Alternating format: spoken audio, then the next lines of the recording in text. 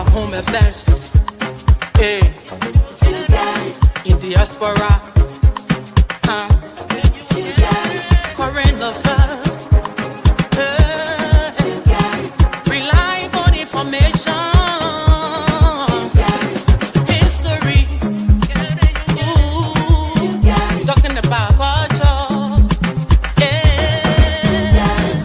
politics, education, entertainment, business, sports, advertisement, articulation. Focus on Liberia. Focus on Liberia. Focus on Liberia. From Monday to Sunday. Focus on. Ladies and gentlemen, welcome to another session of Focus on Liberia. Today, I will be filling in for Dennis Ja as the host. And today, we're going to be covering a few topics today in the news. I am fortunate to have some guests in the studio with me today to be deliberating on these topics. Guys, this is probably my first, well, not my first time on the 10 a.m. show. So, but let's do this quickly. Could you guys just give maybe 30 seconds or so introduction of yourselves? Because we're on radio, so everybody knows who's talking. Please, Dr. Clarence, I'll start with you. Well, it's a pleasure to be on the show this afternoon in Liberia and this morning in the US, and I guess in the afternoon in Europe. So we're all over the world. It's a pleasure to be on the show today, and I look forward to an exciting conversation. My name is Dr. Clarence R. Pearson. It's a pleasure to be on the show with Deccan T, George, and Carter. And hi to all Liberian people out there. It's a pleasure. Thank you. Brilliant. Mr. Brunel, and then we will go to Ms. Deccan T. Okay. Happy Sabbath, everyone. My name is George Brownell. On Instagram, I'm known as Cane Juice Poppy. I have a platform where I document basically everything that I go through as a young entrepreneur out here in Liberia. I also have a farm in Grand Bassa number 2, and it's a pleasure to be on Focus on Liberia. I think this is my 5th episode, and I'm looking forward to sharing the stage with all the great people we have here and educating those listening in Liberia on Kear FM. Thank you. Actually, I know you're an entrepreneur. I host the business section on 3 o'clock, which talks about business, economics, and finance. So I would love to talk to you. I'll reach out to you after the show because I think, we need to have conversation like that. Okay. Yeah. Miss, hopefully I don't get in trouble for this. Miss Deccan T, could you please give us a brief introduction of yourself? Yes. Hello, everybody. Good morning. Good afternoon. My name is Deccan T, or, when I'm not in the house, they call me Bilfina. I am an archivist, a researcher, and an artist. And I'm most known for Archive Liberia, which is a project that I started in 2020. And that project is focused on how do we recollect the memories of Liberians, but also how do we use political education as a way to re-put together those memories, right? And I'm so happy to be here. This is my second show. I had a great time the first time, so I look forward to being a familiar face. Yeah, you did. You pretty much came in and took over the whole show, and it was pretty much like a class. Everybody was in class. And I was impressed. But again, welcome back. And hopefully this won't be your last time. The same thing happened to Brunel as well. When he came in, he just, I don't know where you guys been hiding, but it's good to have you guys back on here. The troublemaker, the revolutionary, Dr. Fidel C. Buddy.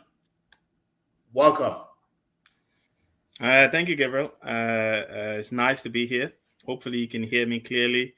Yeah, we can. It's nice to be. I think this is the first time that George and I are on the same panel together. So I thank you. Obviously, I was listening to your intro. Thank you for what you're doing in Liberia in terms of, I like agriculture as well. I'm hoping to have my farm one day. Maybe not in number 2, Grand Bassa County, but somewhere in Liberia. Okay. But thank you so much for you doing. Definitely, it's great to see you again, and also Dr. Pearson. Nice to be here with you guys, and I'm looking forward to a very thought-provocative afternoon as well. It's afternoon on my end. Sorry. Yeah. So as I said earlier, we do have a series of topics to talk about here. One being the investment conference. I think it already took place, right, on the 15th. That is happening in Accra, Ghana. So we're going to be talking about that, and we're going to be talking about the former boss of NOCAL revelation. In addition to that, the current president did revoke the mining license of, I think, Biochico, they call them. What was the reason behind that? And I don't know the name of this gentleman, but there was a estimate given of $7 billion to build the whole road infrastructure. We're going to be maybe take a look at that in terms of how did he arrive at those figures. And then last but not least, we'll be talking about the father who actually burned his son for stealing. I think maybe that should be the first thing we cover. But yeah, those are the 5 topics. Again, as we always said, wherever you are, take the moment, share, bring your questions, but more importantly, bring your perspective. We love perspectives. All right. So, ladies and gentlemen, again, thank you for joining us. And as I said earlier, today we've heard that the president and his delegate are actually starting an investment conference, or have started or have had an investment conference in Ghana, which is to unlock the investment potential in Liberia. I read about that, but I didn't really dig too much into the story. But my first thought was, why Ghana? Why not the diaspora, where you pretty much have the middle class of Liberia, where you can get enough investment? Why Ghana? Maybe it was strategic. But yeah, what are your thoughts on this investment conference in Ghana being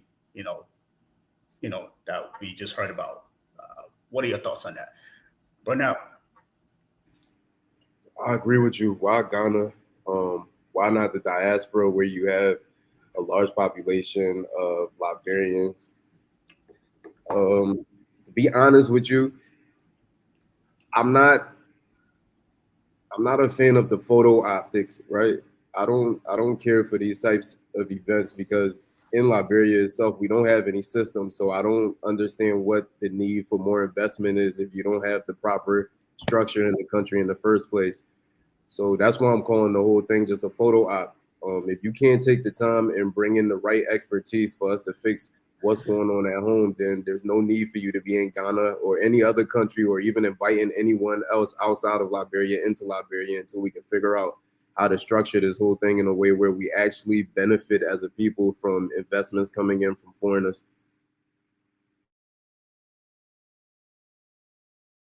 Perfect. Dr. Pearson, I want to maybe frame this question differently to you. What do you think, from somebody who has, quite a lot of projects actually going on in Liberia, what have you seen so far that you think are the investment needs of Liberia, that whether it is in Ghana, this conference, where this conference was had, or in the diaspora, or even if it was had in Europe, what do you think should have been that conversation at the conference based on the needs of the investment we have in Liberia? Thank you, Mr. Carter. I think we are aware that there is a geopolitical shift in the world right now when it comes to how Africa is beginning to see its investments opportunity from within rather from without. So I can see where even the African Development Bank, we are fortunate to have one of our brothers at the African Development Bank, our former finance minister under President Baraka's first appointment. And there's this shift towards African nations making the most of its own natural resources as a first attempt to its own development, rather than looking outward for aid. So, and if there's another shift that you see around us, also like you see right now in Guinea, where they are putting some strangulations on mining companies to ensure that the best value of their mines, turn towards internal development on the side. Burkina Faso, Mali, and others are all South Africa as well. Everyone's doing the same thing. So I know Ghana usually have the investment. They call it investment through week or whatever the case is. But I think this time around they're trying to harness in the face of the shift in our geopolitical setting, how our West African countries can come together around the table to ensure that whatever investment that we can all muster across our region is sync, meaning that can we have free trade movement? Can we consolidate our free trade movement? Can we look at how we can collaborate even more closely? What resources can we share? What are available to us in terms of research and other things that we can share? What human resources are there? What are the gaps? And how can we fill those gaps? What are we doing across West Africa? Like what's Ghana doing? What is Ghana's strength? What's Liberia's strength? And I think these are all important engagements. It's not always just about going to raise money. Sometimes it's just about peers coming together and to share their professional expertise and country to country plan of action as to where they want to go.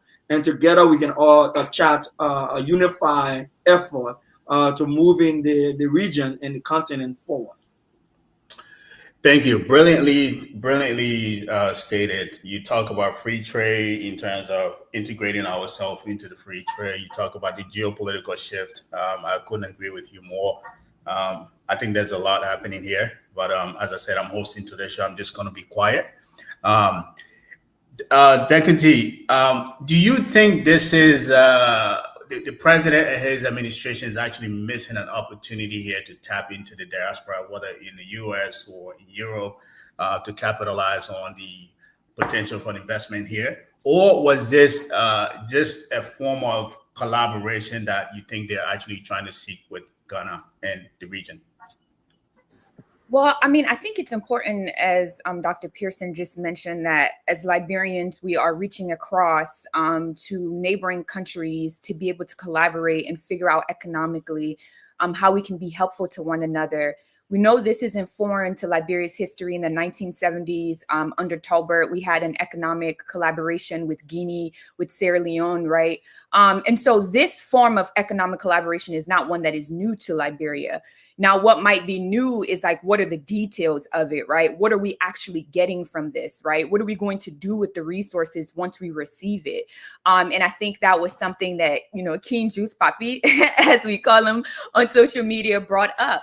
And so what I'm more interested in is, what do we actually plan to do with the resources once we get it? Because if we look at our current economy, the resources we do have, we don't do much with them. And so I think that's where my interest is in. And I do want to see more of these collaborations with other West African countries. And I think we should emphasize that first before we go into Europe, before we go to the US, is what can we do with our neighbors?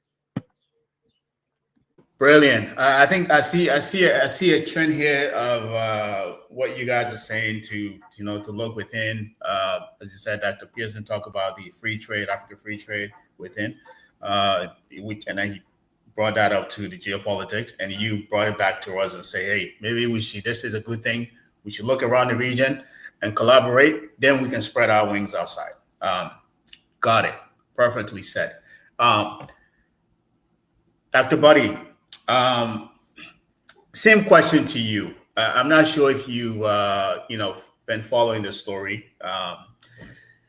I will frame it this way. For me, I have two sides to that, to the event, to this conference that is being had in Ghana. But I want to hear your thoughts on, let's say, if you were someone in the administration, what would your advice be to the president or the administration?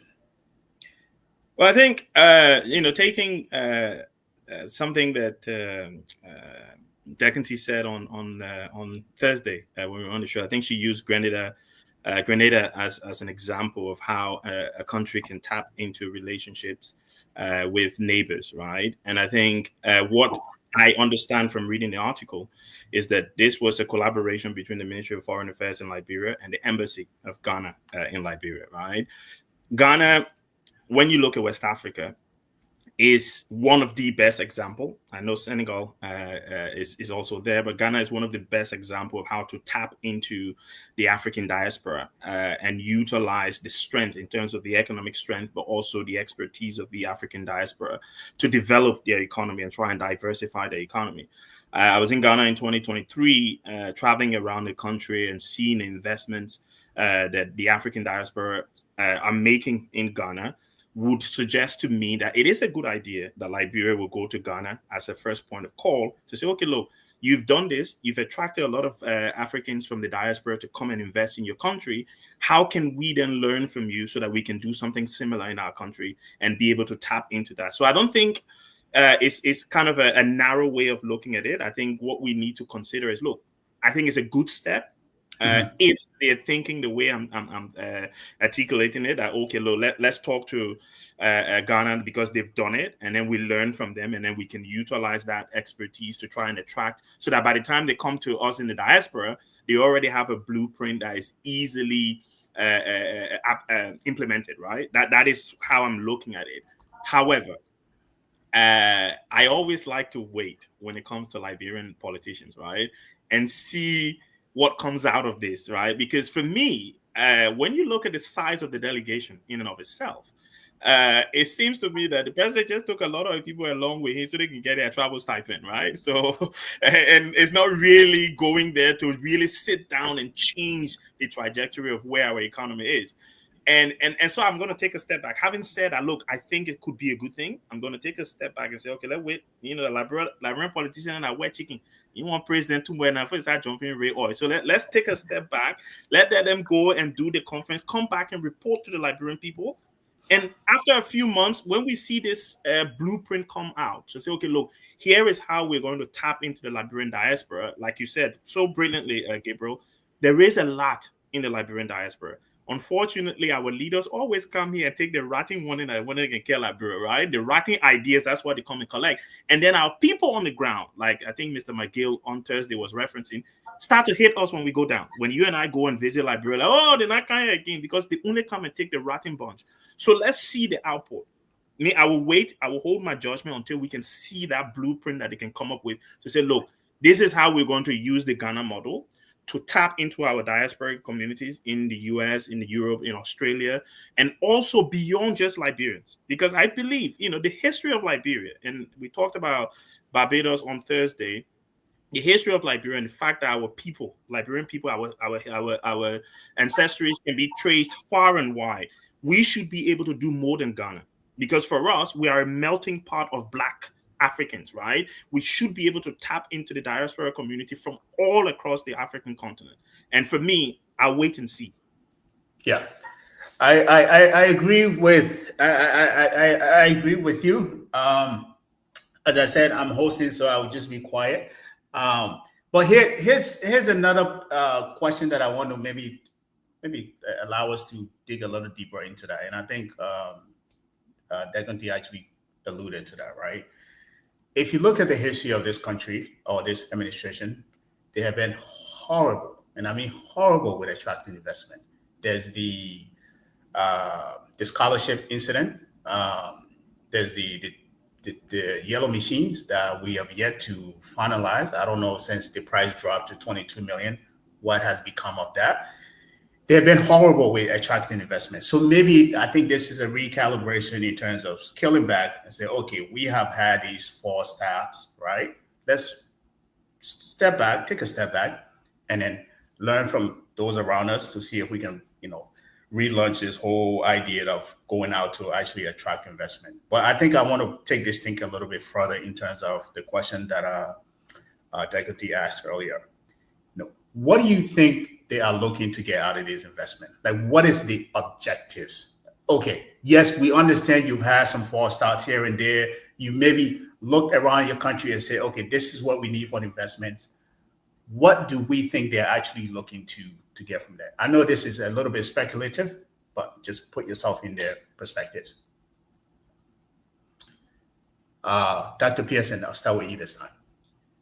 This is the interesting thing about Liberia.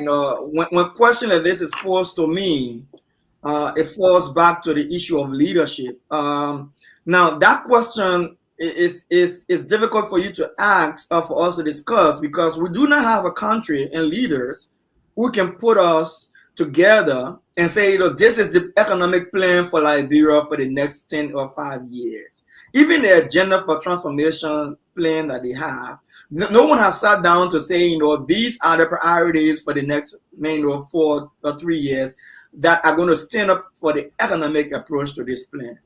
So yeah, we have a big 30 years plan, Vision 2030. We have another 4 or 5 years plan, agenda for transformation. But who is communicating this plan? So for instance, if Liberia is going to such a conference and you go into this conference and you know what Liberia is expected of this conference, you would have put up a notice in the public, maybe on Ministry of Foreign Affairs or Ministry of Finance or Ministry or the Investment Commission. Put it on your website and say, look, we're going to this conference. These are the economic pointers that we have on mind. And these are the areas we are going to see how we can strengthen. And then the country can rally around that conversation. Now, you myself will be contributing towards that conference, what do you want to say? That bulletin, whatever it's going to be, But no, people just, like someone just alluded to it, people just go there for the DSA. They want to be on our travel plan. They want to have that experience. And I said this one time before, it's like you give a kid a toy that he never had before, and all he can think of is how to play with the toy. And, that's all they do. Some people are in government, they're not there with the kind of experience that they should bring to the government and to help the government move forward. So Gabriel, sorry, I don't have an answer for you, right? So the best I can say is that I hope that whatever they have as their talking points, I hope they read through it well. I hope they know what they want to get out of this conference, and hopefully, if they come from this conference, maybe the next one is I know good things coming for Liberia. What that good thing is cannot be defined, Yeah. But sadly, this is the country we have. It's frustrating, but that's what we have. Yeah. Thank you. Brunel, I know you're actually boots on ground. You're a young entrepreneur in agriculture. You see everything on a day-to-day basis. You probably have a better view in terms of, what you think this country might need to actually go out to go seek investments. So what do you think, this conference was all about? What do you think they're looking to get out of it? It could be twofold. It could be. I really don't know. I did the same thing. I did my research. Honestly, I don't know. Yeah. Well, I think on there's a Ghanaian website talking about inaugural investment conference, and I know they mentioned trying to bring in developers or meeting with developers and how this is supposed to align with the arrest agenda. But the details, I'm big on hearing about strategy, and you just outline what you actually want to do, at least as a regular person. Now I can say, okay, yeah, they're going over there because we have this potential. Like I seen that they mentioned tourism, and you also mentioned how Ghanaian is the favorite as far as on the continent of bringing the diaspora over here, and us seeing a lot of Black Americans come on the continent for the first time. They came to Ghana. They talk about Ghana, but yeah, not going into detail. I ran through about 3 or 4 articles, and even as y'all talking, I agree with y'all. But then I'm thinking, this is one of those things. Maybe you just have to be on ground to see what type of investors are there, to see what type of developers are there, and what they have in mind. But it goes back to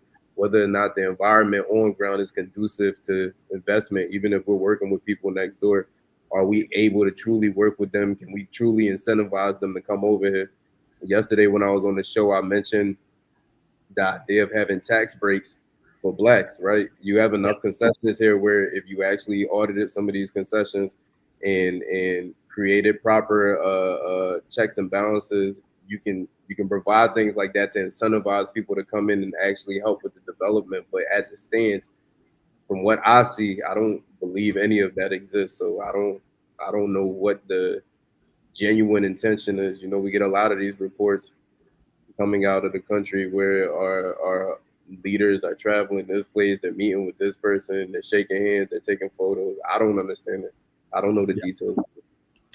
Thank you. And Ms. Decanty, this was your question, but I brought it back around because I wanted everybody to expand on this. Because sometimes we hear about these conferences, or what the government is doing, but sometimes I think we need to put ourselves in their shoes and really understand what they're trying to do in the investment world when you're going to raise money, or if you're going to source whatever it is. Right? There's a thing called the prospectus.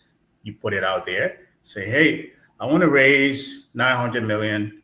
It's going to be specifically targeted to life sciences, bioresearch investments, right? You put it out there. So someone like yourself, Brunel, Dr. Pearson, if they have money, say, okay, I like this prospectus. I like the company behind it. I like the idea that this is going to be specifically targeted towards that. The point here is that people know exactly where you're going to raise the money for, right? So they have an idea, so they can decide to say, I'm going to invest or I'm going to hold my money, right? And I think you alluded to that. I think some of you guys alluded to this as well. There wasn't anything put out in terms of what their target was or what they're going to raise the money for. So this was your question. I want to circle back with you. What do you think this administration was actually seeking, and from your point of view?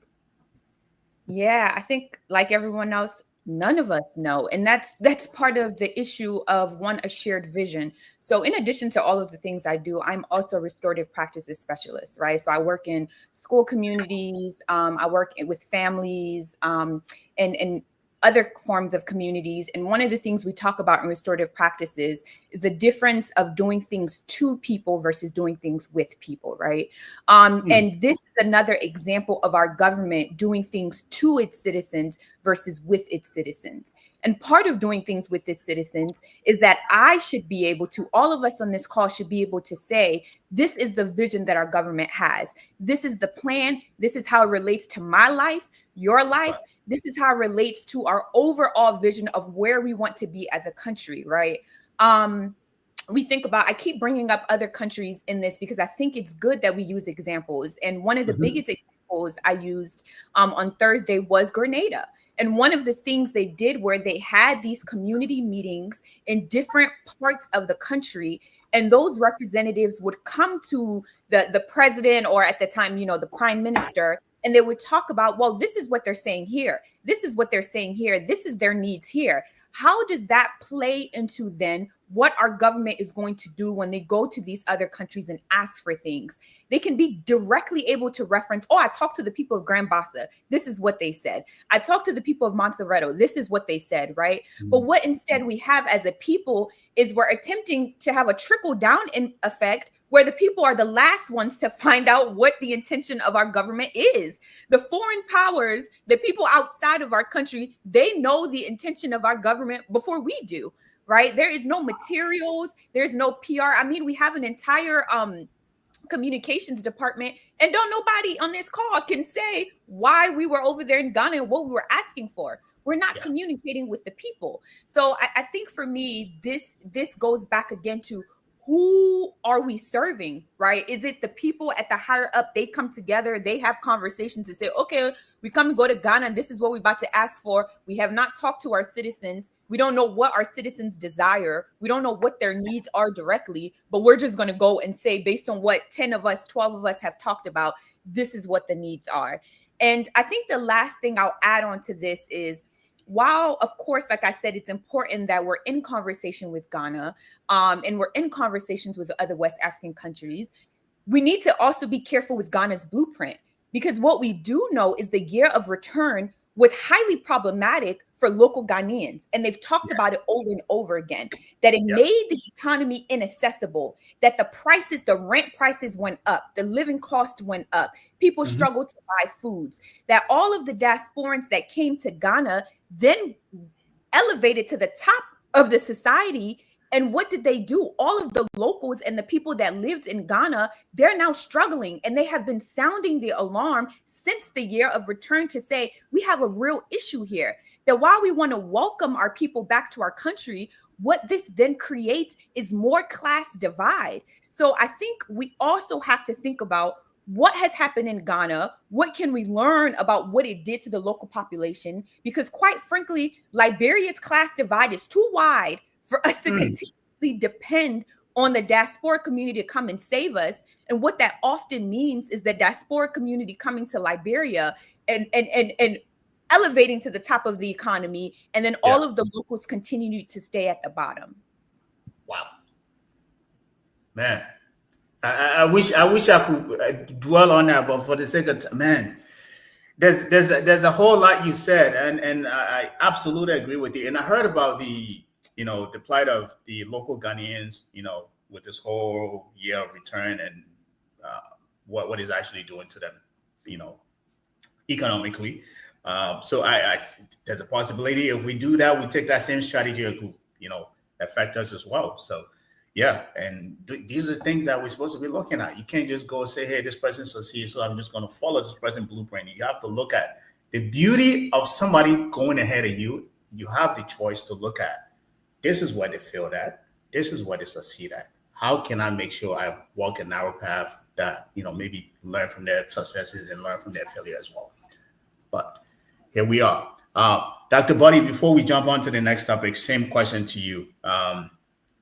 Maybe I want you to, I think I said this to you earlier, hindsight 2025, the conference already happened.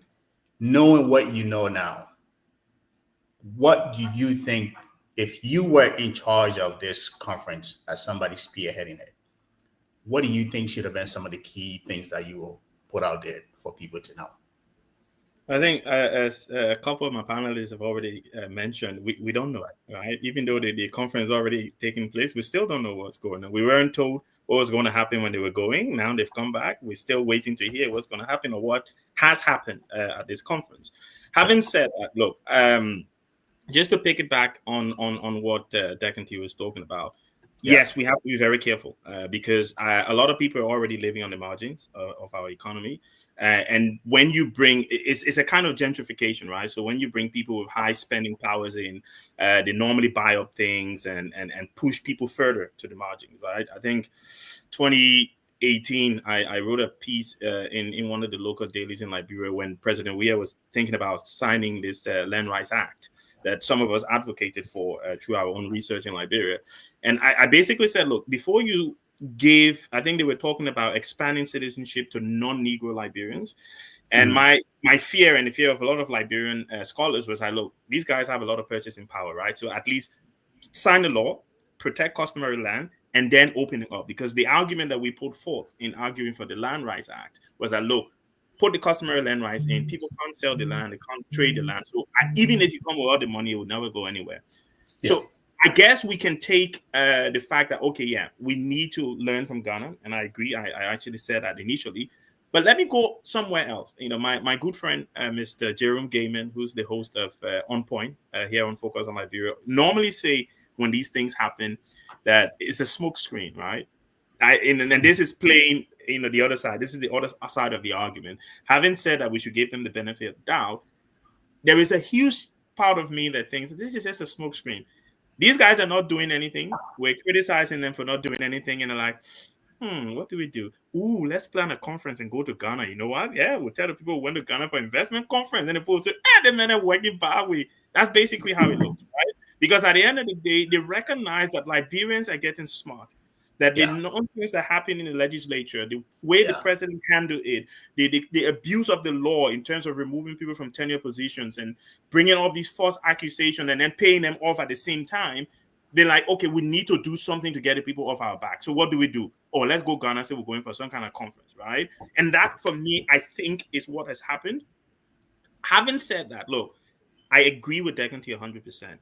We can learn from Ghana, but we can also learn about the horrible things that the tapping into the diaspora has led to, and make sure that we mitigate those things in our version of whatever blueprint we're going to put forward. This is where, if I was advising the government, this is what I would have said to them. We already know our issues, right, as Liberians. We ain't got roads. We ain't got enough production of food locally to feed ourselves, right? Our healthcare sector is crap. Our education sector is crap. We have a lot of beauty in our country that we're not tapping into in terms of tourism. You don't need to go to Ghana to learn those things, right? Those things are already clear. We know that already. So you can already develop something that's okay. How do I attract investment in agriculture so that we can produce more food?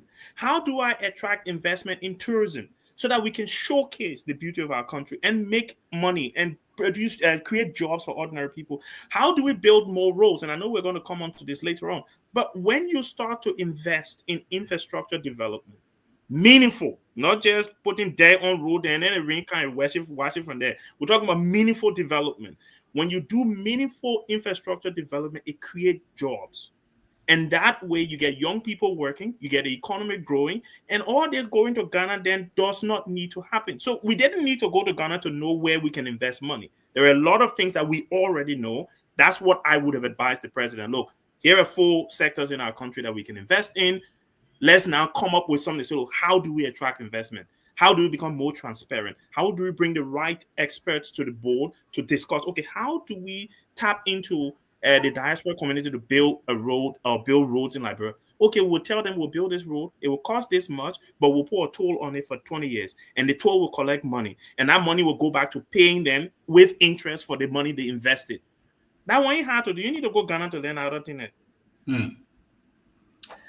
Perfect. Brilliantly said. Thank you. Carlos, can I get 30 seconds?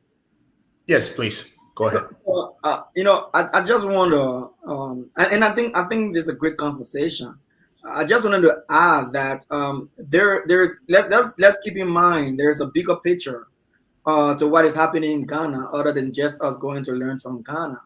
There is a sub-regional and a whole continental component of how we can align what we do in Liberia with what's happening across the sub-region.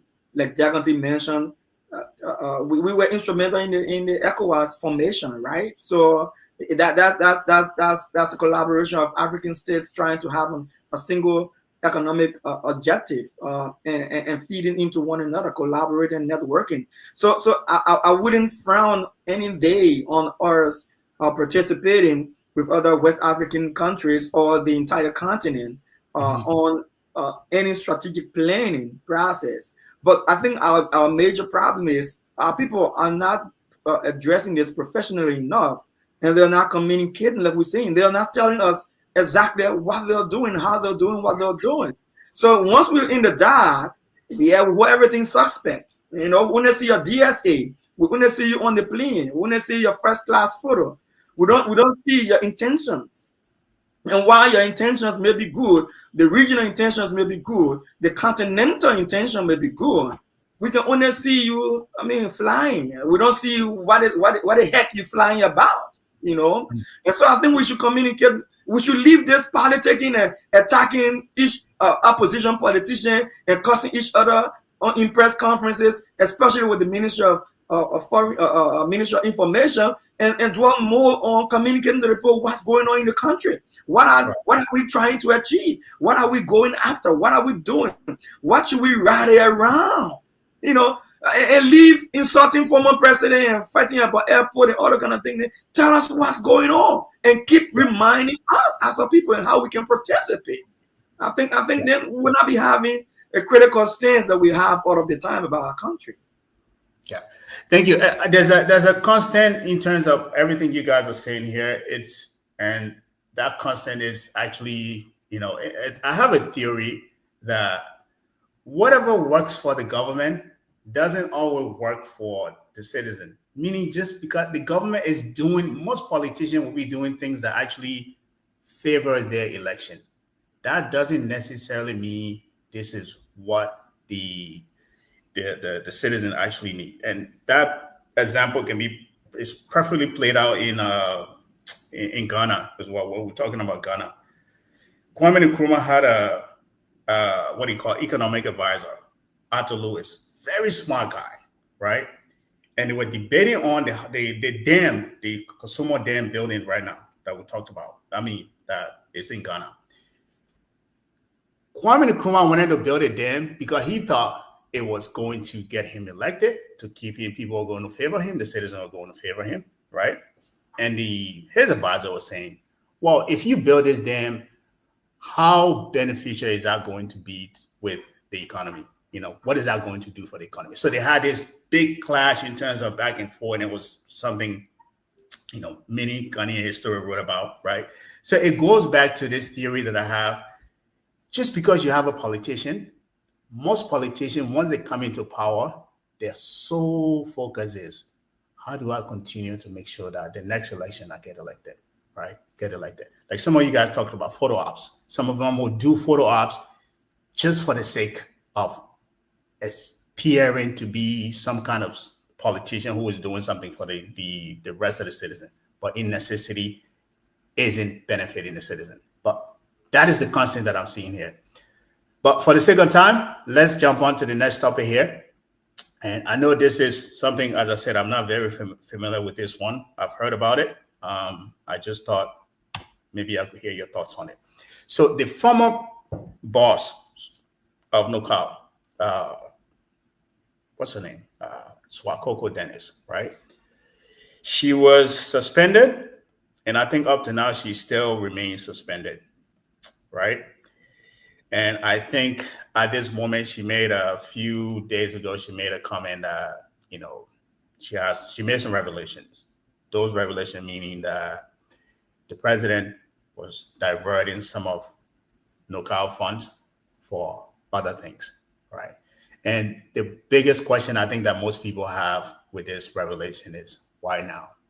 Is it because that you are still suspended and he has yet to recall you to, you know, back to your role? Or do you think people are thinking like this is probably a revelation she's coming up with because this is her last, you know, come to Jesus moment where she's trying to get reappointed.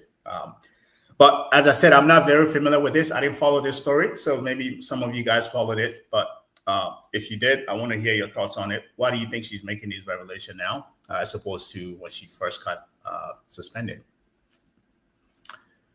Anyone? Let me see if I can take a stab here, right? And I'm not going to be long. I'm going to be be quick and pass it on to others. First of all, if that's her strategy for getting reappointed, that's a horrible strategy, right? Because they say you can't be sitting out in the lion more and tell the lion, you know, the more smelling some kind of way. Because at the end of the day, then you come in EU now. Look, at the end of the day, this woman was appointed. I didn't like the appointment. I'm not going to lie to you. I'm all for gender justice, and I push for more inclusion of all genders across our governance structure. Why you didn't like the appointment? Because I didn't think she had the qualification, experience, not qualification. She was a representative for one term. She was voted out by her people. Clearly, she didn't do enough in her district, so she was voted out. She hasn't held a managerial role, of significance before. And to get a point, I think she did do a master's in oil and gas management or something like that. But academic education, from someone who lives in the UK, and maybe the US might be different. And I've got bosses, I've got a PhD, but I've got bosses who don't even have a first degree, right? Because experience is more important, right? When you've done the job over and over and over and over and over again, you have more to offer than a guy who just got a qualification, because those are theories, right? Not practical experience. So I was never in favor of the appointment. But then once she was appointed, we rally around all of our government officials because we want them to do well. And I felt that she might be able to, like Brimbo can say, mimic and do something of something worthy on the job. Yeah. For her to now come out, right? So you sat there for months diverting all this money, right? So when the president came to you and said, "Man, yeah, can you send $1 million Liberian dollar to our political campaign in the local county?" You sort of say, "Oh, Mr. President, no, the other one, the only reason why no got money for, we can't do it and then let the president suspend you for that. Then you come out to the Liberian point and say, oh, he suspended me because I didn't want to divert money. But you cannot divert three or four different amounts to different things that has nothing to do with the functions of NOCAL or your job as CEO of NOCAL. And then now that you see the writing on the wall that, look, this job, I'm not getting it back, and you want to be vindictive, right? You want to basically say, oh, saying you won't give me my job back, I will pull your secret outside. Look, you are as guilty as the president. We saw what happened with the former senator-elect of Lofa County, Brani Samukai, with President Erling Johnson Sirleaf, right? Apparently, he was instructed by President Sirleaf to take this money out of the Army's wives' fund or whatever it is and pay whatever he paid for. When push came to shove, my brother, you don't want to sign that check. The Erling signature not on the check, so that you will hold responsible for it. So she is responsible for the diversion of the money, not President Barker. Even if she can show me a text message, even if she can bring recorded conversations, that's irrelevant. You are the head of that entity. Any monies that leave that entity to go anywhere, you're responsible for. And she should just find somewhere that people can say and just sit down there and lead it here. Because at the end of the day, I'm not buying what she's selling. Yeah. And the next question here on the same thing. Do you guys think she has, maybe come to the realization that this president will not recall, like he normally does when somebody gets suspended? They will go behind closed door, family will go to him begging, and then next thing you know, he reappoints the individual. Or maybe, do you guys think she maybe have, comes to the realization that regardless of what I do, this isn't going to happen. So let me just expose everything that has happened before. Is this the thought process behind this? I mean, I think that could be the case. Right. And I think this is a larger implication of like the entire system. The same thing we talk about in the US, where we say there's no such thing as one bad apple rottening a system. The system itself is rotten, right? And the apples come in and then they get rotten by the other apples. And I think that the corruption and mishandling of funds that take place in Liberia, it is a symptom of a larger systemic issue. I also think that this may also be where we look at what it means when we say constitutionally that, certain appointees serve at the will and the pleasure of the president. Because we have to talk about power dynamics, right? As the president, who has more power than you, who has the ability to hire, when he calls you to ask you to do something, even if it is, and I'm not saying that this Swakoko Dennis has this high morality, high ethics. I don't know her personally, but even if you do have high morality and high ethics, it's going to stop you in your tracks. One, when we look at the economy of Liberia and what it takes for somebody to be able to get a well-paying job, that was her bread and butter. Okay, that lady probably planned on keeping that job until the day that she died in order to bring in the funds necessary. And so now when you're asked by your boss to do something that is corrupt, and I'm not saying that this is what the president did, one would have to pause and think about it a little bit, because you know that if you don't do this thing, there is a possibility that you're going to lose your job. And so it begs a question of actual checks and balances within our government. Right. And I hear a lot of people on talk shows where they say, well, that's the Constitution. You serve at the will and the pleasure of the president. And well, this is why we will continuously be in the position that we're in now. So I don't know if this actually occurred. I don't know what her intention was by making it publicly. I'm sure for her, she saw it as an opportunity to clear her name and to say, well, if you're calling me corrupt, if you're saying that I'm unethical, let me tell you where this came from, where the issue of ethics came from. So that could be a possibility. But I think what it should force us to do is think about how when we are more loyal to the president and to his will and pleasure, what that leads to systemically. Perfectly said. And another, let me frame this question to Brunel and Dr. Clarence. In any functioning democracy, her allegation or these revelations will be investigated regardless of who is being implicated, right? And most of us could just say, hey, this is somebody who would just bait her because there's a probably, she's realized that she's not going to get her job back, right? But these are actual allegation, revelation of a president diverting funds, right? In any functioning democracy, these will be investigated either by the House or Senate or whoever needs to do that, right? I'm not a political guy, so maybe you guys know. Do you think anybody would take up on these allegations to maybe look into her claims? To say, let's investigate. Let's see, despite her allegation and the circumstances she's in, there are actually allegations there. Let's see if these are actually. Well, I mean, Decantee stated something.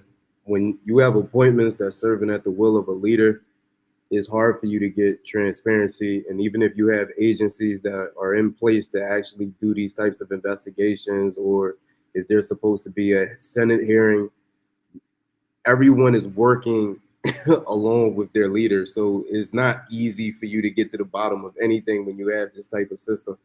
And we spoke about that yesterday. It's like, how much can you expect for Locke to do if the person heading Locke was appointed by the president? So even if they uncover something, they might not feel empowered to go ahead and put it out there into the public space because their job is on the line. It's not, and what we also spoke about yesterday, that there's no laws protecting them. Like, we don't have whistleblower laws here saying, okay, yeah, if you do have an appointment and you go ahead and say something that doesn't necessarily align with the individual, you're protected from them firing you. That's not the case here. So I don't expect anything to come out of this. And I'm actually, I don't know a lot about the story, but I guess I want to ask y'all, did she say that she helped siphon money for the president? Yeah, I think the allegation was that there was funds diverted, and and she implicated the president. Those were the allegations she made. And you're saying these allegations didn't come until after someone put her on the hot seat? Yep. She actually posted a video, according to someone says that she posted a video. Right. Common sense, I could be wrong because, you know what I'm saying? But common sense, if I'm a leader and you're helping me steal money, I have no reason to fire you. Why am I getting rid of you? If I put you there and you've been helping me divert money, so why would I allow anyone to even scrutinize you? I could have hit the button and told anti-corruption not to say anything about you. Once the story came across my desk, I could have shut it down right there. Yeah, so her case was a little bit, I think she was suspended because I think, if I can recall it was correctly, the card, right? She had a card that was worth like 70-something thousand, and it was actually 40. Then she took an additional 30 and bought another vehicle with it. Yeah. Honestly, this is all low-hanging fruit. And I said this yesterday, right? Until we start going after these individuals who accept bribes publicly, and we empower our agencies to feel comfortable to do that, this is low-hanging fruit to me. Under $100,000, stealing is wrong, but this isn't something that can be compared to, for instance, people taking money to vote a new speaker in. I don't think we can compare the two. I absolutely agree with you. And what she didn't know as well, and I think we left that out, is that she implicated herself as well. So the statement that I made, that whether this will get investigated, if in any serious democracy, that investigation will actually include her. Like, you actually just admitted that you distorted, diverted funds from the coffers of the state entity. Despite you implicating somebody else, you also implicate yourself. So I do agree with you. I think this is this is a last bet option she has, and so she just reaching, like the folks will say in the United States, you're just pretty much reaching for anything right now. Who's left, Buddy? No, I think Dr. Pearson was going to go by. Yes, Dr. Pearson. Sorry, because I think you went first. Get 30 seconds to do something that I don't really want to do, right? So I'm going to push back just slightly on Decantee. I don't want to do it, but I'm just going to push back. Yeah. I told you, he's a troublemaker. So yeah. Let me just push back. I knew it was going to come. this argument that, oh, because she could potentially lose her job, so she can't say no when the president comes in and tell her to siphon money off to causes that have nothing to do with her role. It speaks more to her integrity as an individual, right? At the end of the day, nobody going into the government should go there with the fear that I'm not going to do my job if the president come and ask me. If you go in, and that is where we need to think about the people that we're putting into these positions. If you go in and you're so afraid about keeping your job, then you shouldn't be in that position. Because at the end of the day, you can't say to me that we can negate her of her role or negate her of her actions simply because, oh, she was scared to lose her job. This woman was a representative for 6 years. She collected $8,000 a month for 6 years. She can't tell me she's that broke that she can't turn around to the president and say, oh no, Mr. President, this is wrong, right? And I believe all of us on here will be clapping for her, hailing her, probably go run campaign for her to win her seat back if she had stood up to the president when he said, siphon that money. She said, no, I ain't doing it. In fact, I was going to pour her on my back. My back can help me sometimes, but I'm going to pour her on my back. Because at the end of the day, we know she stood up. We don't have many politicians like that in Liberia. We all would have been so excited to come around her and push her. So I know you didn't say exactly that, but I just wanted to push back slightly because no, she has a huge part to play. She must be accountable for her actions. She could have said no, even if it meant losing her job. Absolutely. Dr. Pearson. Oh, really quickly. I agree. I agree with you, Dr. Booty. And what I wasn't saying is that she shouldn't be accountable. I agree that she should be accountable. What I'm saying is that it's important that we look both at the individual accountability and the systemic accountability. The reason why this is able to thrive, because she is not the first person to be in this position, right? To say where they have done something corrupt or done something unethical. And then they say, well, look at all the other people that have participated in this thing.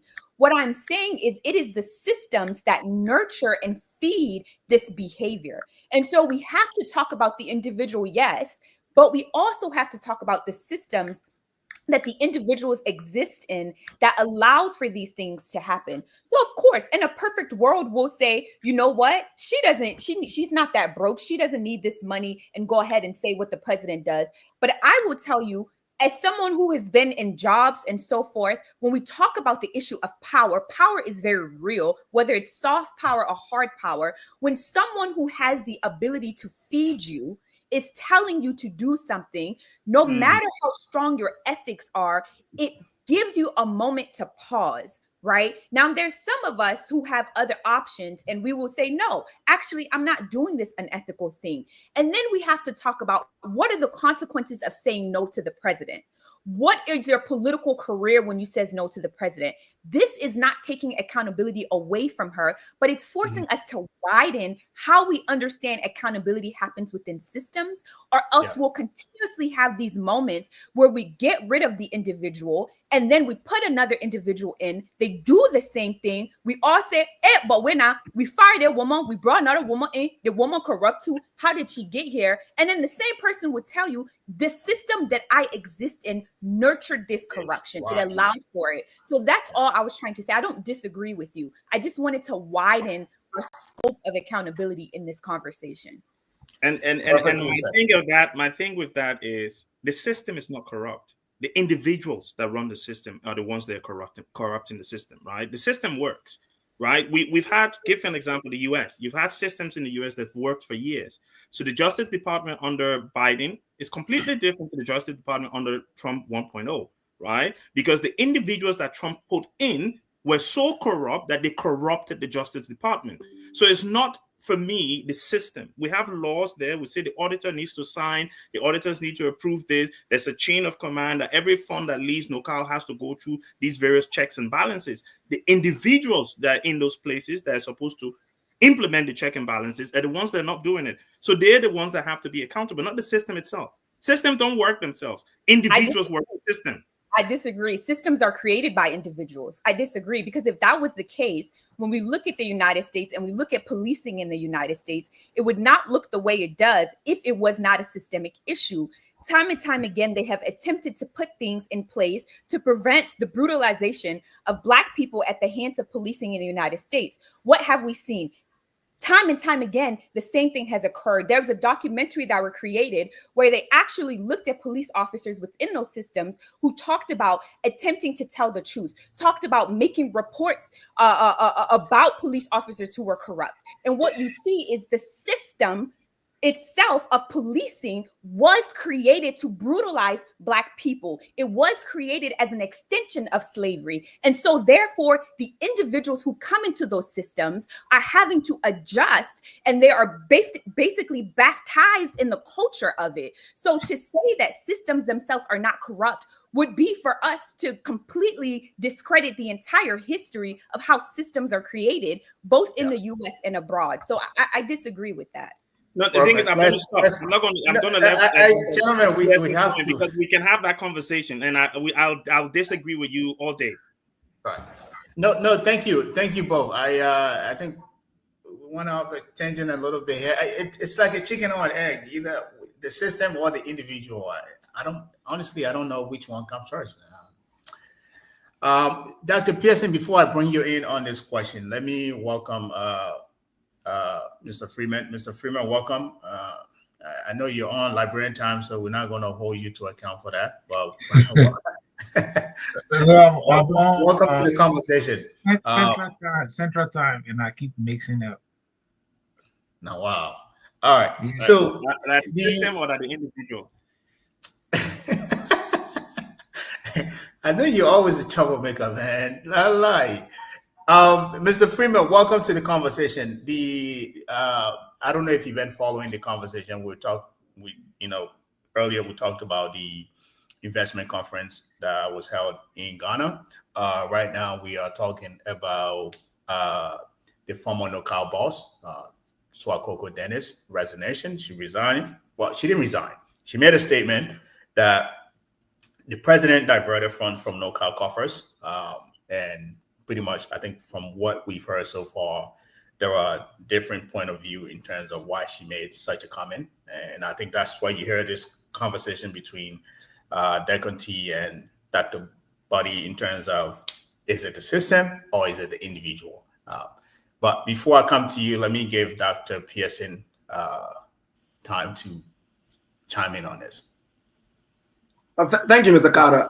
If this will help, if I was invited to the offices of both Deconti and Dr. Buddy, I would say two things can be right at the same time. Two things can be right at the same time. We have a legislature that are passing laws that favoring themselves and corrupting the entire paid budget, which is the national budget, right? And they become kleptocrats overnight. And they say it's in the budget, and so they take the money and they eat it. So they corrupt the system by the laws that they make. At the same time, we have people who are in the system who themselves, even if the system is trying to be straight, they're corrupt. Like President Boyka. I think President Boyka is corrupt by nature. And we will not be having this conversation if President Boyka did not begin out of the acts of undermining tenure position to begin with. Let me give you something. Deconti, you made a very good point.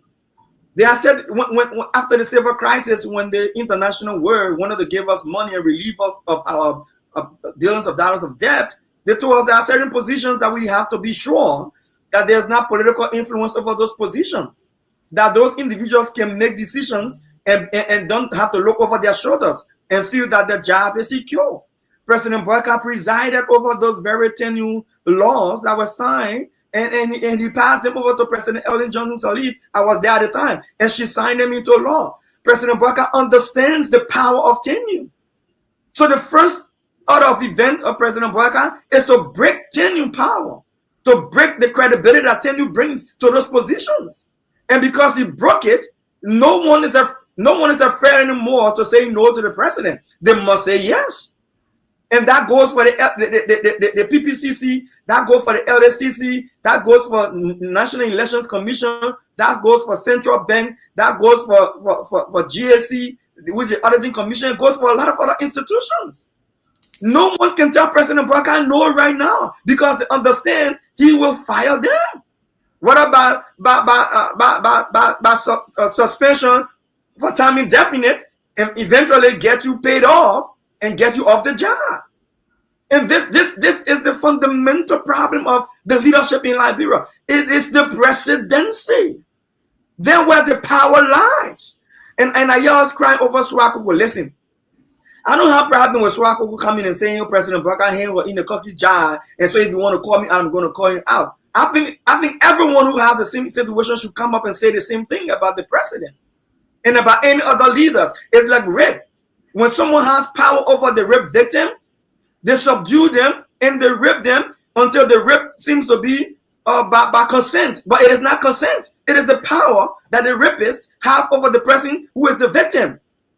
You know? And then we got people in Liberia who are keeping people kids, and because they do everything for them, like the deputy said, there's no alternative for them outside of that home.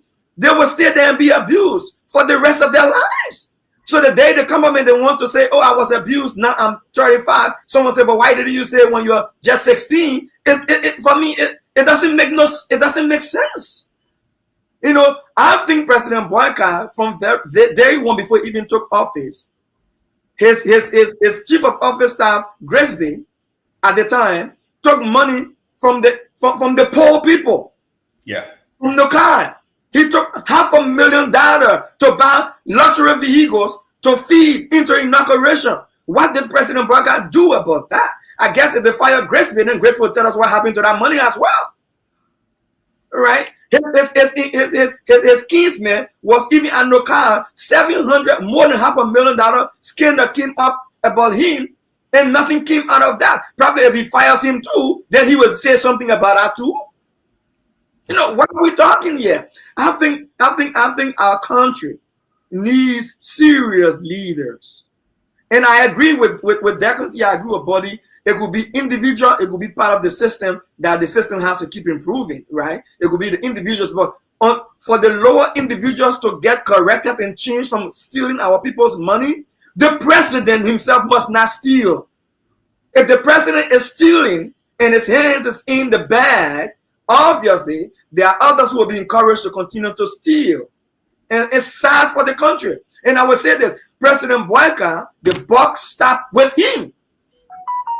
It's hard to say, but that's the fact. And people can hit me for what they want to say. I'm being rude to the president. But if that rudeness will stop our country from going down the drain with rogues in power, then we should rise up, do a revolution, and get rid of the rogues. Because if we try to say that one person will change the system, it's not going to work. It's going to take a revolution to clean house. And I will stop there, Kato. Sorry for getting a little excited. No, I like the energy. You know, sometimes you just gotta flush the ideas out as opposed to just being, you know, reserved. So I agree with you. 30 seconds just to say something quickly about where the buck stops. I think the box for me stops with the legislature, because they're the ones that's supposed to have oversight over the executive. So instead of collecting $10,000 or whatever it is to kick out Kofa, they should have been focusing on what the president was doing when he was trying to undermine tenure positions, and they should have pushed back on that. That's their job. Their job is to have oversight, but they're more concerned about enriching themselves. They're more concerned about preserving their powers, that they're forgetting to do their primary job. They're the first branch of government. Yes, the president is doing all of the things you said, 100%, but he's only doing that because the legislature has allowed him to do it. He suspended the guy from Central Bank, right? The Central Bank Act says very clearly, only the legislature can remove a central bank executive governor. The president name is not even mentioned in that act, but they sat there and allow him to usurp their duties, right? Because they're more concerned about enriching themselves. And I think for me personally, I don't disagree with you. I just think I will put the responsibility to the direct representative of the Liberian people. Agreed. Mr. Freeman, your thoughts. As I said earlier, the former boss of NOCAL, you know, who is actually in suspension, did make some videos and made these revelations of the president diverting funds from the coffers of NOCAL. You know, some are saying that, you know, this is a last resort kind of attempt to get attention. Some are saying, hey, you know, she didn't speak out on these things because of, you know, there's a power structure dynamics. What are your thoughts on this? What do you mean? The fact of what she's saying, what LCC is doing? Yes. So the question is, why now? Why didn't she speak at the moment she was suspended? Why did she have to wait now? Is it because of, as someone who I actually think this is her last resort, meaning, you probably Right? realize Personally, that you're not going to get appointed. So, you know, this is I don't see her opinion to be relevant. I mean, in mm, Liberia, we just focus on the very irrelevant things. mm, If I am pursuing an alleged criminal, right? And I'm doing my investigation and she there accusing other people. I mean, how is it very relevant? Because if LCC accumulate the evidence, right, and there are more people to be charged, right, and the investigation can expand.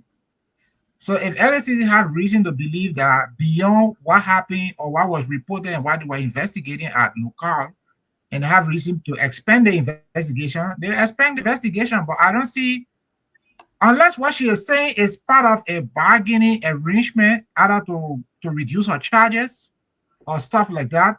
But I don't see it to be very important.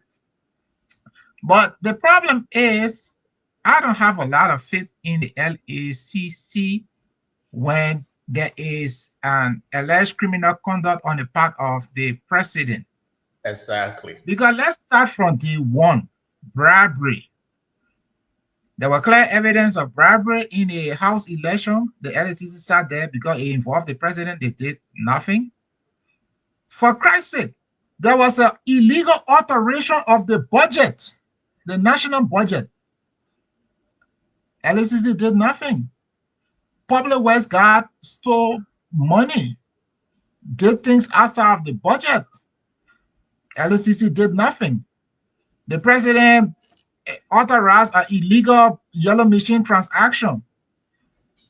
LCC did nothing. Even the last activity at the house where a representative came on and said, "Yes, 15,000 US dollars," right? I was bribed. The LCC did nothing. So I really don't know how far the LCC will go, especially when matters involving the president. And a lot of responsibility on holding the president to account is on the House of Representatives and the Senate. Exactly. But these are people who are actively ripping off the Liberian people. So if they are actively ripping off the Liberian people, I don't see how news about another person ripping off the Liberian people is going to have any meaning to them. So Liberia is just in a very bad situation, unfortunately. But that boils down to the choices the average citizens make. Okay? And on the tenure thing, maybe not the Ministry of Justice, but all these people you are talking about, they have tenure. Mm-hmm. I'm very familiar with the act because I work with the LACC, I work with the FIU, and I had inter-working relation with the GSC. So all these institutions, they have tenure as we speak. They have tenure. Mm-hmm. And it is not automatic that the president can remove them. The president is lawless, I know he may attempt it, but it's not automatic. So all those institutions, not like the tenure have been removed. But the problem is in Liberia is that everybody understands how the system works. I rip off, I steal, you give me a breathing space, and you allow me to steal, and I give you your own breathing space. So all these institutions are going to be there. For example, the GSC does not need authorization to audit the House of Representatives and the Senate. These guys have spent close to $1 billion since 2005. They have never been audited. What stops the GSC from auditing them? Nothing. So it's just terrible what's going on. I don't believe her comments are relevant. It's not even relevant. What is relevant is the evidence that LCC will accumulate to find out who should be indicted. But I believe even where the president or his associate have been alleged to commit, offenses, is almost unlikely that the LCC will do anything about it because there have been a long history of the president involved in high crime and misdemeanor, and the LACC has sat there and they did nothing. So let's see how Perfect. far this will go. Perfect. Perfect. Thank you.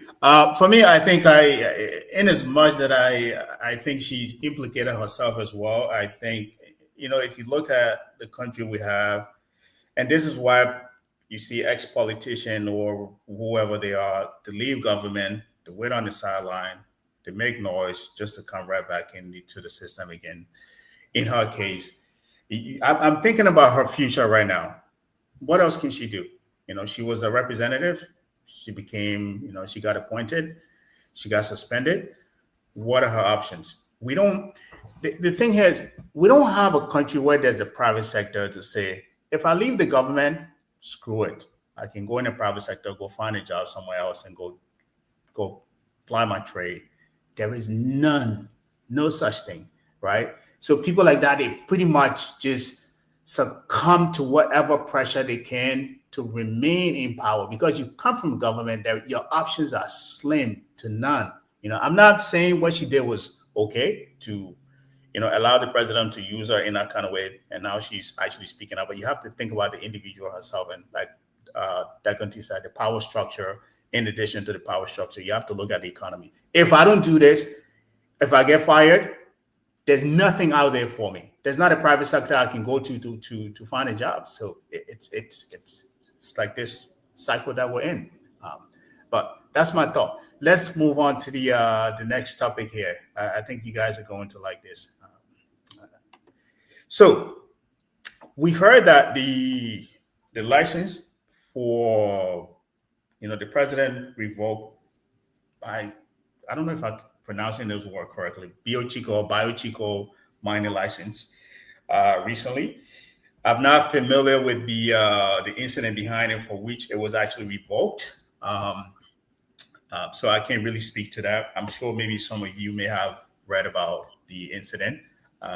So I will pose this question to you. Do you guys know why this actually happened? Why this entity license was revoked? In terms of, is this violation, or is this president following the footstep of the likes of Ghana or Burkina Faso to say, what, we are trying to gradually take, ownership of our natural resources? I don't think it's that. I think it's probably some violation, but as I said, I'm not familiar with this. So I threw this out to you guys. I'll go first. People in the area where this concession operates with a Class A mining license were complaining about the transportation of iron ore, damage in the roads, dust pollution, just a lack of consideration for the people who stay in the community. They also stated that there were a ton of car accidents that occurred because the road damages and trucks being on the road. How I interpreted it, he actually did not revoke the mining license. If you go to Mines and Energy portal website, you will see that the license is very much still active.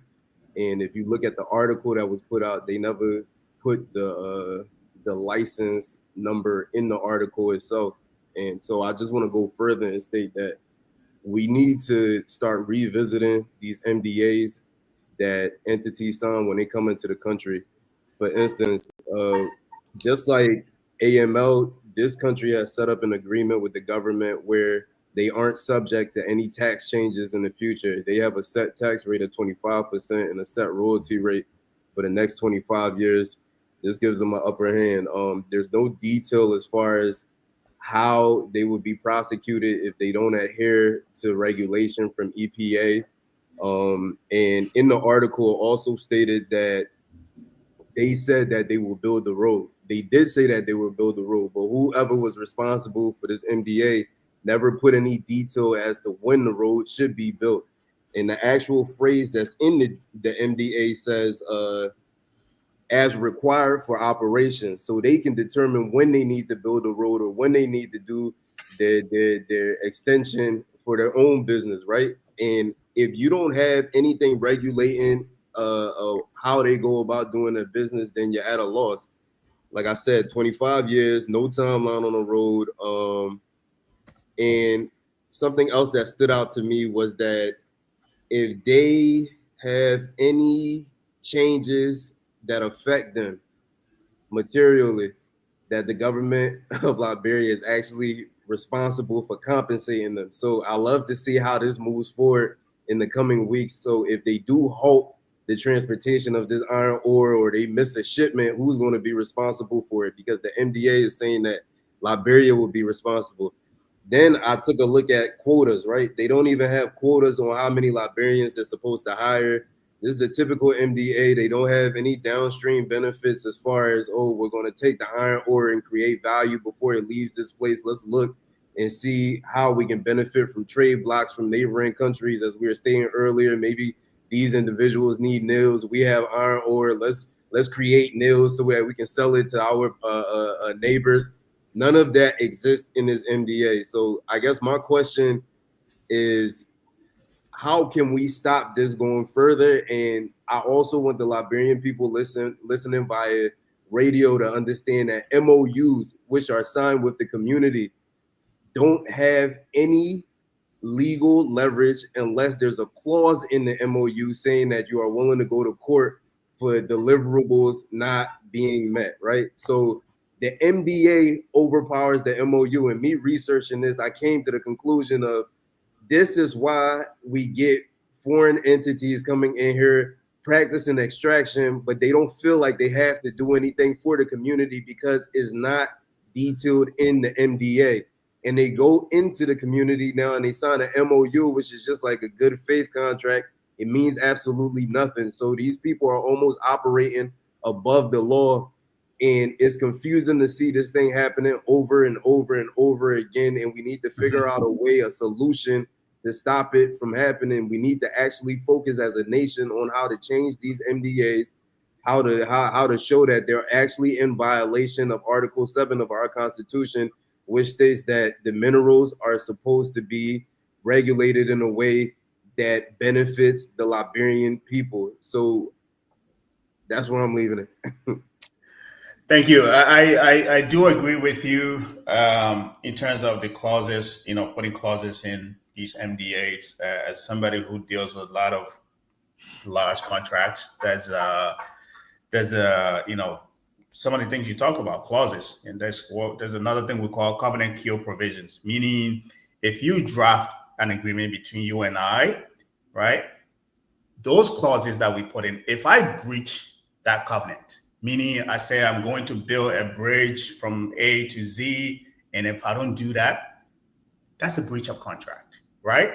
Now, in that covenant, what needs to happen is kill provision, meaning there are outlined, detailed covenant kill provision. This is what Kear is going to do to make that covenant whole again, right? And like you said, they're not there. If they're not there, nobody monitors them, right? But the same question to, Duncan T. This license was, I guess it was suspended, maybe not revoked, maybe suspended, as Brunel said. Do you have any knowledge in terms of the? Hold on, Mr. Carter. I just want to. I'm saying that they only told them to stop transporting iron ore. They never did anything with their mining license. That's what I'm saying. But someone can prove me wrong. They ain't suspend the mining license. It says active on the Ministry of Mines and Energy website. There's a portal you can go to. You can see the space that they operate in. Their license number is active. So they stopped them from. I don't know if I can interject. Yes, please. Yeah, because I mean, to say a license is suspended, it should be the outcome of an administrative hearing or administrative ruling consistent with law. So I don't know whether the president word is automatic, that once you open your mouth and say your license is suspended, then the license is suspended. But normally a complaint will be filed, a hearing will be heard, and then they will point out aspects of the agreement that was violated, and maybe they might give you day to kill it, but until that you kill it, they might suspend your license. But So so I would love to have seen a hearing outcome yeah. to say, So, okay, this matter was heard on this date and this and that, and uh, based on the findings, your license is suspended or your license is revoked. But in the absence of that, I would be very hesitant to take the word from the mouth of the information minister or to take the word from the mouth of the president as a actual fact. yeah. And I think So we should approach it with caution. yeah. So you see, and that's the benefit of having diverse perspectives here, right? You're putting your lawyer's hat on right now, meaning if that happened, these are the steps that's supposed to happen: A, B, C, and D, right? But it also goes back to the statement that you made earlier. This is a president who does not follow rules. Right? So it's like you just you're just saying exactly what you said. This is a president who does not follow rules, does not follow law, even though all of these things are on the books. So again, it goes back to the imperial presidency where he Can I says, ask something else? I don't even think it's about him not following rules or not. I mean, understanding things and just doing his own thing, right? I noticed that there's been PR coming out of Minds of Energy to act like they're working, right? So in the region, we have Ghanaians saying, okay, we don't want any more foreign actors in our mining sector. In Mali, we see them shutting it down. In Burkina, we see the same thing happening. And this is our moment of mediocrity where we just say, yeah, we shut down Bio Chico, and let's phrase it in a way when in actuality, we just have people in the area upset about the transportation of the iron ore, but we don't have the leverage to necessarily shut these guys down. Matter of fact, we don't even want to shut them down.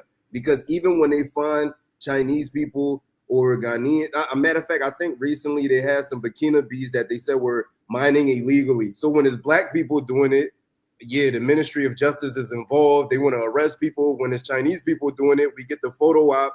We see them in the office. We never see them going to jail. yeah, You understand? So to me, it's just public relations is a publicity stunt. They have no intention on doing the right thing by the Liberian people, and it's a simple fix. They do have the leverage to go ahead and bring in the proper people with expertise to revisit this MDA and renegotiate it. We have the minerals. So however you want to twist and play with it, yeah, find a way to breach the contract and say that it doesn't align with our constitution and do something for the people outside of just making news reports, because the news here isn't even authentic. Anybody can pay for an article to go out. And outside of doing Facebook posts where you're saying you're doing X, Y, Z, but those of us on the ground can't see it. I got another story where they say they confiscated machinery and the machines are still sitting there. yeah. Thank you. Definitely, there's a lot that's on the table here. Let me add a little bit of meat on the bone. So with Ghana, the story with Ghana kicked out every foreign miner. They took their license away, and there's a whole story behind that. The government realized this is going to save the Ghanaian 2.3 billion annually, because these mining companies were literally enslaving the locals in whatever community they were mining in. Ghana also went ahead and established a gold exchange. So if you're a foreigner, you want to come in the country to go buy gold, you have to go directly to that entity. Miners in the country are all Ghanaians, right? Is this the direction you think we're going in, or is this to what Brunel says, that this is just, a company that violated, and they just, like we normally do for photo ops where we just, put media outlet out that, we stopped such and such and such? Or do you think these are incremental steps that we're taking towards doing what other countries are doing in the region? Well, based on what George has shared, it doesn't sound like we've made any movement towards that. I think the reason why places like Mali, Burkina Faso, Ghana even, they're able to make these moves is because they're using clear language around why they're expelling these companies out of their countries. I want to raise two things, because I think sometimes in conversations we have about Liberia, we kind of chase our tails a little bit and we don't say the thing. there's two reasons why we need these mining companies out of the country. One, we talk about something, racial capitalism. Racial capitalism, Dr. Sharice Burden-Stelly talked about it in her book, Black Scare, Red Scare. And she actually has a chapter in the book where she talks about Liberia being a site of racial capitalism. And the example she uses is Firestone, right? And what racial capitalism says is that we cannot separate capitalism from race, and that the extraction of wealth from Black and African people is a result of their race, right? Whether you call it anti-Blackness or whatever else. And then you have on the other end what we call welfare capitalism. And it is what a lot of these mining companies use in Liberia, where they say, allow us access into your companies, into your countries, and we'll build schools, right? We'll have jobs, we'll do this. And in the book, Empire of Rubber by Dr. Greg Mittman, he talks about what welfare capitalism has done to Liberia. And so what I think we have to begin to do is use clear language around why these mining companies, it's not just like, okay, they didn't go according to the MOU or they didn't follow the contracts, but what is the purpose of these companies in our country? It is an extraction of labor, right? Oftentimes we're looking at wage theft. We're literally looking at slave labor. You cannot separate particularly the plantations in Liberia from the formations of plantations in the US. Those histories are very much so a linear and parallel. And so I think for my portion of it, I want Liberians to start to think about how these companies come in, how they extract our resources, how they extract our labor, how they manufacture disabilities through working conditions. When I was in Liberia, in 2022, I was listening to the radio, and it was some workers from, I think it's the Booming Mining Company, who were talking about the working conditions there, where they slept, how they ate, how they were taken care of. And you saw the same thing in February 2024, this very same community, who is the reason why the government is even addressing the issue of this mining company, they attempted to protest. And what happened when they did? The government of Liberia sent the police on the people. So they were protecting these foreign companies and not their people. We saw the same thing. It happened with the Sasala Rubber Company. I believe, what was it, last year, when they set fire to two buildings, two of the rubber company buildings in Liberia. And what do we see? What do we see the message from the masses? Oh, but why did people go set fire? Oh, but y'all need to go the right way. Y'all need to go to government and talk to the government first. So why can't y'all go the legal route? And the people said, but we have attempted to go the legal route. And what has happened? The government instead has used its resources against its citizens in protection of these foreign companies.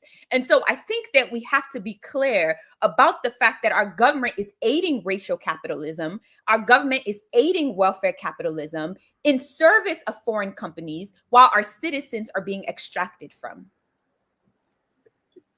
Can I add something to what Decanty is saying too? Because it plays into the solution, right? The understanding that she has is the same understanding that a lot of people outside of the country have, right? And people on ground do feel discouraged because anytime you act out is, why didn't you go about it this way?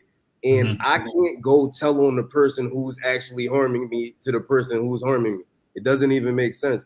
But if we had a connection outside of Liberia where is people who understand what's going on ground, blowing the whistle, I feel like like reform will come much quicker and we will get so much further in a short period of time because they get it. They understand it. Everything she just said right now is on point. She understands what's going on. Like, you don't have to be here to see it. How can somebody make these types of MDAs? You're not even going into the room with the individual thinking about developing your country or thinking about creating a economy based off a job creation. None of that. All you're thinking about is, oh, they coming to extract. Let me allow them to extract. I'm going to receive something on the back end from it, and that's it. And maybe they'll stay the entire time of the concession. Maybe they won't, but it doesn't matter because I'm getting kickbacks off of it. That's the problem here. Yeah. So what I've heard so far is I think Dagondi talks about welfare capitalism and a consistent history of exploitation. Now, to either Dr. Buddy, Dr. Clarence, or Mr. Freeman, do you guys think this is it's just a desperation on our part because we don't have resources to develop, or is this like Dekunti said, we lacked the language around structuring these things. Is this for me? I think it's both, right? A lack of is a desperation, meaning we don't have any other means to source investment in the country, and this is the only way, because you don't see investors going into that country besides those that are going into these mining concessions. So when they come in, we feel like we have to leverage, even bend over backwards to give these people everything they need to the point to our own detriment, right? So this is why when something happens, we just turn a blind eye, and at the end of the day, the citizens actually end up suffering. But I think there's also a combination to that, right? Where there's, like you said, there's a lack of language in terms of clarity, what steps need to be taken, right? Which also goes to the third part, competence in the government, right? I want to hear your thoughts on these things. I'm not sure you're not that clear. I mean, what is it particularly you want us to comment on? So do you guys think this is a lack of, clear language around it, or is it an act of desperation in these two? Where this is the only option. This is the only option. In a specific Chico case or generally? Right. In the Chico case specifically or generally? Both. Okay, look. So let me first make a correction that I just checked on the database of the lands and mines, and it's clear that the Chico license is active. So I mean, the story or publication that maybe the Ministry of Information said the license was suspended or whatever, that information is not correct. Okay, but regarding investment generally, we run an independent country.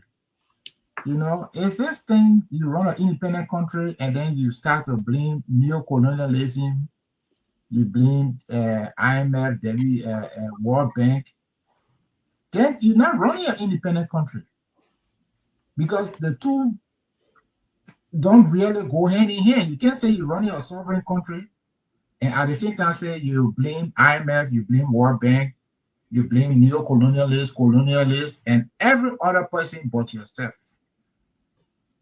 We are not at the mercy. What is happening in Liberia is a waste of resources that we need to push investment. For example, Joshua and his cronies alone stole more than $120 million on an NSC.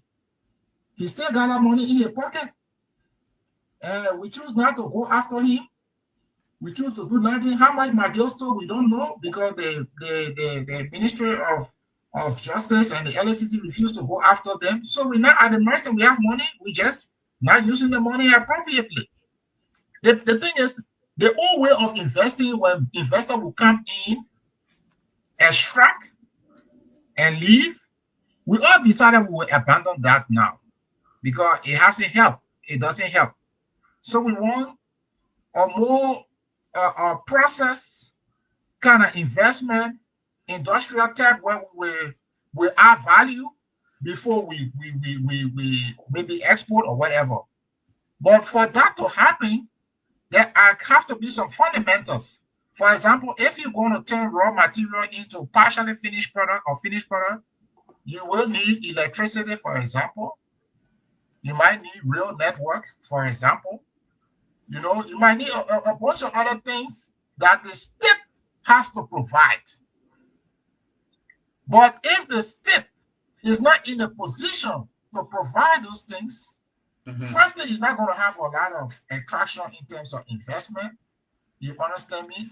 And secondly, if those minimum conditions are not there, you put yourself in a vulnerable position to be maybe exploited, wherever, but you are a willing participant.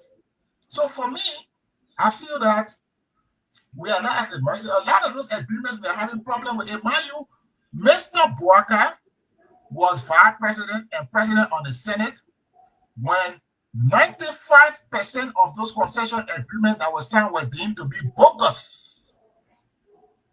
And he said, oh, he was not responsible, but now he's responsible to correct it.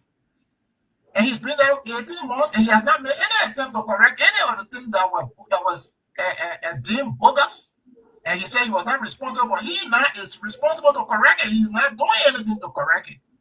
So for me, I'm not here to blame neo-colonialists or colonialists, World Bank, IMF.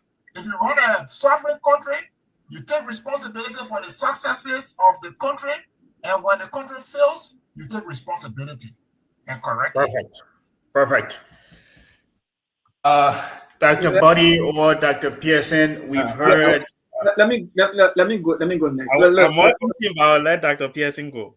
Yeah, Okay. Look. There is no doubt whatsoever that there are international structural frameworks that keeps Africa poor. Like even the way IMF gave their loans, how World Bank channel the percentages of the interest on the loan, whatever the case is. I mean, there are structural, even the United Nations, how we vote at the United Nations and who can veto what. All right. I mean, the world is designed to the disadvantage of Africa and other marginalized nations.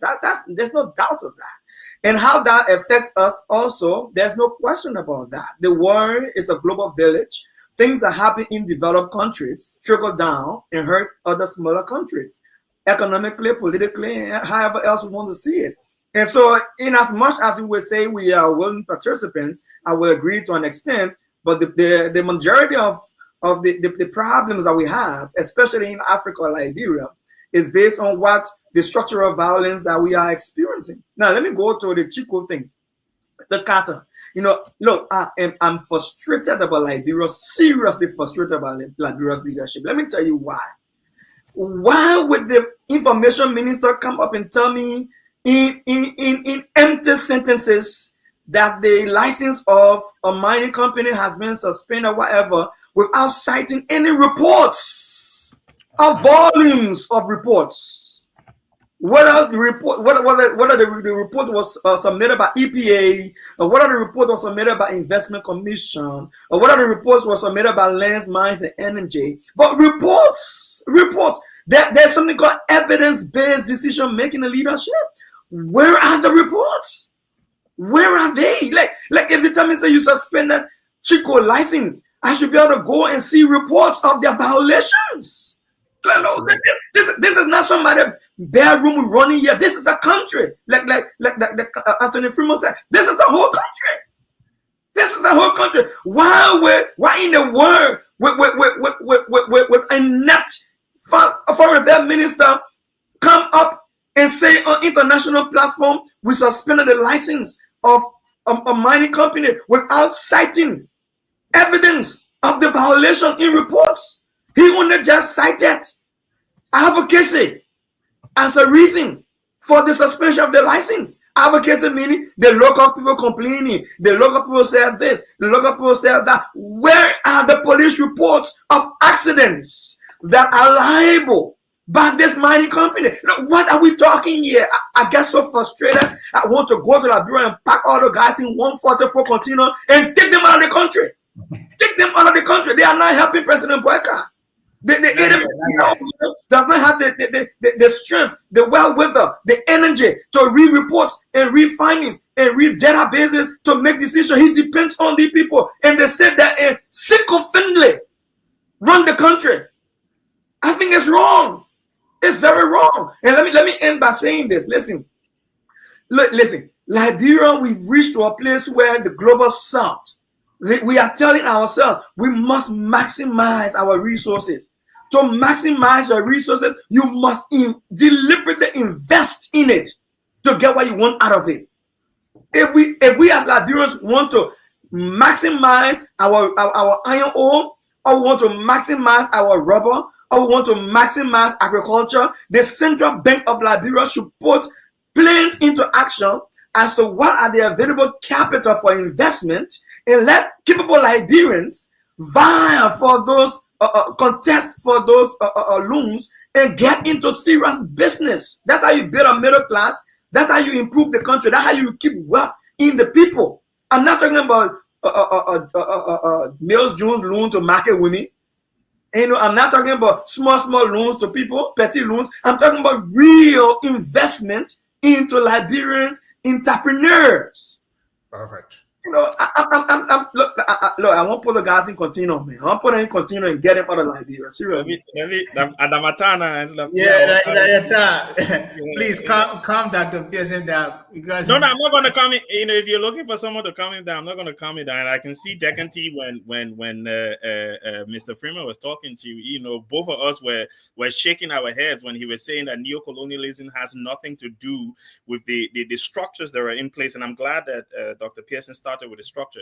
So you have this concept called structure and agency, right? Yes, you can have perceived agency. So in your mind, Mr. Freeman, I believe anyway, that's my opinion, you think that we have the agency void of the structures on the international level that keeps us where we are.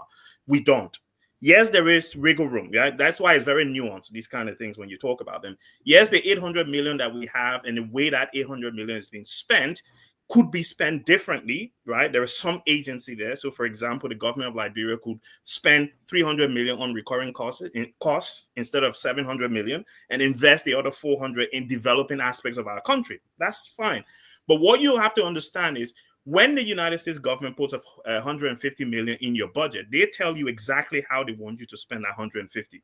So, for example, Liberia might have 100 million latrines across the country already, and the US government said, look, my brother, that latrine we're giving you our money for, you got to go build more latrines. How are you going to develop when you're using 150 million to build latrines when you do not need more latrines? That structure makes it difficult for your agency to have any impact whatsoever. So you have to understand it like that first and foremost.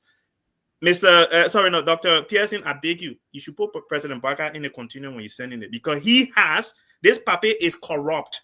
This papi is inept. This papi is selfish, right? If you are saying to me he does not have the capacity to read reports, why run to be president? Why run? If you know you don't have the capacity to read report, why tell the Liberian people I can rescue you? That's selfish. Ellen was president, I want to be president too. Do you think that's what the Liberian people need? That's just selfish. You're too old. Some of us argued before the election that, look, they papi they were holding with his nose all around. But when I start to sit and think about it, and I know that papi said he ain't all the thing. I don't think people are pulling his nose around. He is very much involved in all of the wrongs that are going on in our country. Another point I want to make is, look, Brother Brownell, thank you so much for the research that you did.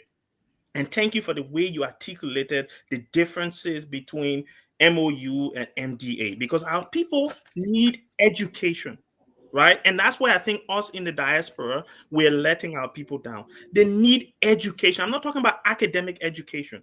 You can tell the Liberian people, simple, the way you did it. They got to go sit down in classroom to understand the difference between an MOU and an MDA. You put it clearly, and thank you so much. And we need to do more of that. We need to find the time to educate our people so that they can understand the problems that we're having. I go back to my last point I made, and then I think I'll stop. This whole thing rests on the legislature. They're the ones that have the power, according to our constitution, to sign concessions, right? The president of the President of the Republic of Liberia cannot sign concessions without the authorization of the legislature. They're the ones that should have conducted that investigation that Dr. Pearson and Mr. Freeman talked about, so that there is reports to say, okay, we've called in the head of Bill Chico or whatever they call them. We've argued, we asked him tough questions. These are the things he or she said. Here is our report. Here are our findings. Mr. Executive, you can now go and act on these findings. It is the legislature that should be doing these things. They're the ones that should be hauling these people in and saying, look, hey, the contract we signed with you in 2000 and whatever said you're supposed to do A, B, C, and D. Why have you not done A, B, C, and D? Because you've not done A, B, C, and D. This is what we're going to authorize the executive to do. But these guys are so crazy and stupid. They're in there simply to steal from the Liberian people. So they don't understand. Most of them, I was speaking to what's his name? Honorable Musa Belete the other day. And he was saying that, look, the budget that Kuhn and his cronies passed in the legislature passed without any debate. Nobody even looked at one page to say, the other English here, I don't understand. Can you guys interpret it? No, everybody just put a hell, yeah, because they won't collect 8,000 a month. How can Liberians keep voting these idiots in? Because they do not understand the powers of their vote. They do not understand the issues. They do not understand what these guys need to explain to them before they give their vote to them. Us in the diaspora have a duty to the Liberian people. We need to educate our people on the importance of the issues, educate them on how to understand and ask difficult questions of whomever they want to represent them, so that when they're voting for these guys, they know that, okay, I can vote for someone who will not be afraid to say, look, Mr. President, I'm not going to accept that. I might be the lone voice in the legislature, but I will continue to be that lone voice until I can get other people to come on board. And until we can get that into our country, we will continue coming here shouting some Alvania when I stand on a pop a candle, and we stay talking. Thank you, Dr. Buddy. Thank you. Degunti, say you have a quick minute. Yeah, I wanted to make a small point. And then we'll wrap up. Right. You know, I always want to, I talk a lot about the precision of language. When we say that politicians are incompetent, I think what it does, it allows them to slide out of accountability a little bit. I see the same thing happen in the United States, where everybody said Trump is incompetent. He's so stupid. He doesn't understand anything. He is not incompetent. There is an agenda that he has, and he is very much so making sure that that agenda gets done. And I can say the same about Liberia. So when we continuously say, oh, these people don't know better, they don't understand, they don't have education, that's not the facts. The facts is they have an agenda for what they want to do in this government, and that is what they're doing, whether there's education or no education. You know, I recently wrote a piece, I won't go into details about it, that says, you know, Liberian politicians are not incompetent, they're neo-colonial agents, right? And where I call on Liberians to call a spade, that the decisions that are made in the legislatures is not a result of not knowing, but because they are wanting to keep the class divide the way it is. And the last thing I'll say is, while I was in Liberia, what I realized is the people who are in the rural parts of Liberia, they are very much so aware of the conditions of the country, even more so than the city people. I'm sorry to say. My family is from Owens Grove. Okay, that's where my mom grew up. That's where my grandpa is buried. That's where everybody is. And the time I spent in Orange Grove, the time I spent in the bushes part of Grand Bassa, time and time again, I heard from elders who could relay back to me exactly all of the things that I've said. My granduncles could tell me exactly what it was. They told me about the land conditions. They told me about racial capitalism. They told me about welfare capitalism. They may not have used the same words that I use, but they told me about their conditions. And I think what we need to start doing as well is to see the rural people, the land stewards, the people of Liberia who labor, as very much so holders and keepers of knowledge as much as those of us in the diaspora are. Yeah. Well, yeah. Before you move forward, let me just make one further point on this neocolonialism thing. Quickly, we're about to wrap up. Africans must stop looking for excuses for developing their country. God gave the white man 5 senses and gave the black man 5 senses. It's not like the black man had 3 and the white man got 5. The white man got 5 senses. Black men got 5. Let me tell you what I mean in practical terms. Take Nigeria. Nigeria has oil. So does Norway. So does UAE. So does Bahrain. How do these countries develop their country, create sovereign wealth funds in the trillions of dollars, and Nigeria is blaming IMF and World Bank? We must, think about these things. Why does Norway have a 1.7 trillion sovereign wealth fund? UAE 1 trillion, Kuwait 1 trillion, but they all have the same wealth, the same oil that Nigeria has. So the black man must stop finding excuses. It's been more than 60 years of colonialism. Secondly, we were not the only people colonized. Singapore was colonized. Singapore could have said, oh, we were colonized, so we can't develop, right? Botswana could say we were colonized. South Africa could say we are apartheid. So let's stop making all these excuses and giving our leaders reason for not developing. I'll tell you, for example, we're going around looking for money. George Weah alone stole more than 120 million, and he still has that money. We made no intention to go and get it from him. If we are getting even half of that money, you know what 60 million can do in Liberia? George Weah and the criminals alone stole that money. And multiply that by the number of people that stole money from Liberia. We allow them to keep it. That's just what happened in Nigeria. And then when the country is poor, we say, oh, it's the IMF, it's the World Bank, it's the neo-colonialists, it's I don't know. I mean, the excuses are so many. We can name about 20 excuses that the African makes. I'm sorry. Let me ask Mr. Freeman a question, please. Right? This is a very interesting topic. I'm sorry. I need to ask him a question. How do you propose, right? How do you propose then under the current we're running out of time, guys. We're running out of time. We're running out of time. Find another topic so we can explore this, because I find that's part of the reason why African government are failing the youth. The youth are crossing the ocean, dying in the Mediterranean Sea, while we are blaming neo-colonialists. But it's been more than 50 years since they were colonialism. Mr. Freeman, this is a whole topic by itself. So we should stop making excuses. The black man does not have 3 senses. The black man have 5 senses, and the white man have 5 senses. I vehemently disagree with you, but I think for the sake of time, and I think we have to wrap up there. We were given 2 hours. We're at 1 hour 55 minutes. So we can have this conversation. Can I close out on this topic so we can? Yes, please. I'm about to go around the room to allow everybody to close. I recommend we include it in our closing, though. And anything yes, if you can make your rebuttal as part of your closing, that'll be great. For now, right? So, correct me if I'm wrong. Globally, Africa itself is considered the global South, right?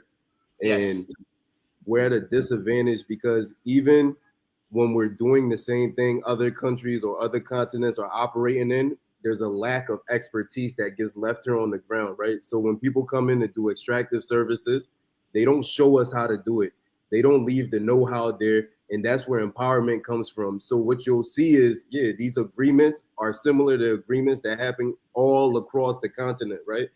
We need to recognize that the only way we can push forward as a country, I'm not even going to talk about the whole continent, because there are invisible hands behind the scenes that control things. And I'm all in favor of telling somebody to pull themselves up out of their bootstrap. But there are things that are in existence that stop us from being able to do that as a continent in a whole. You know what I'm saying?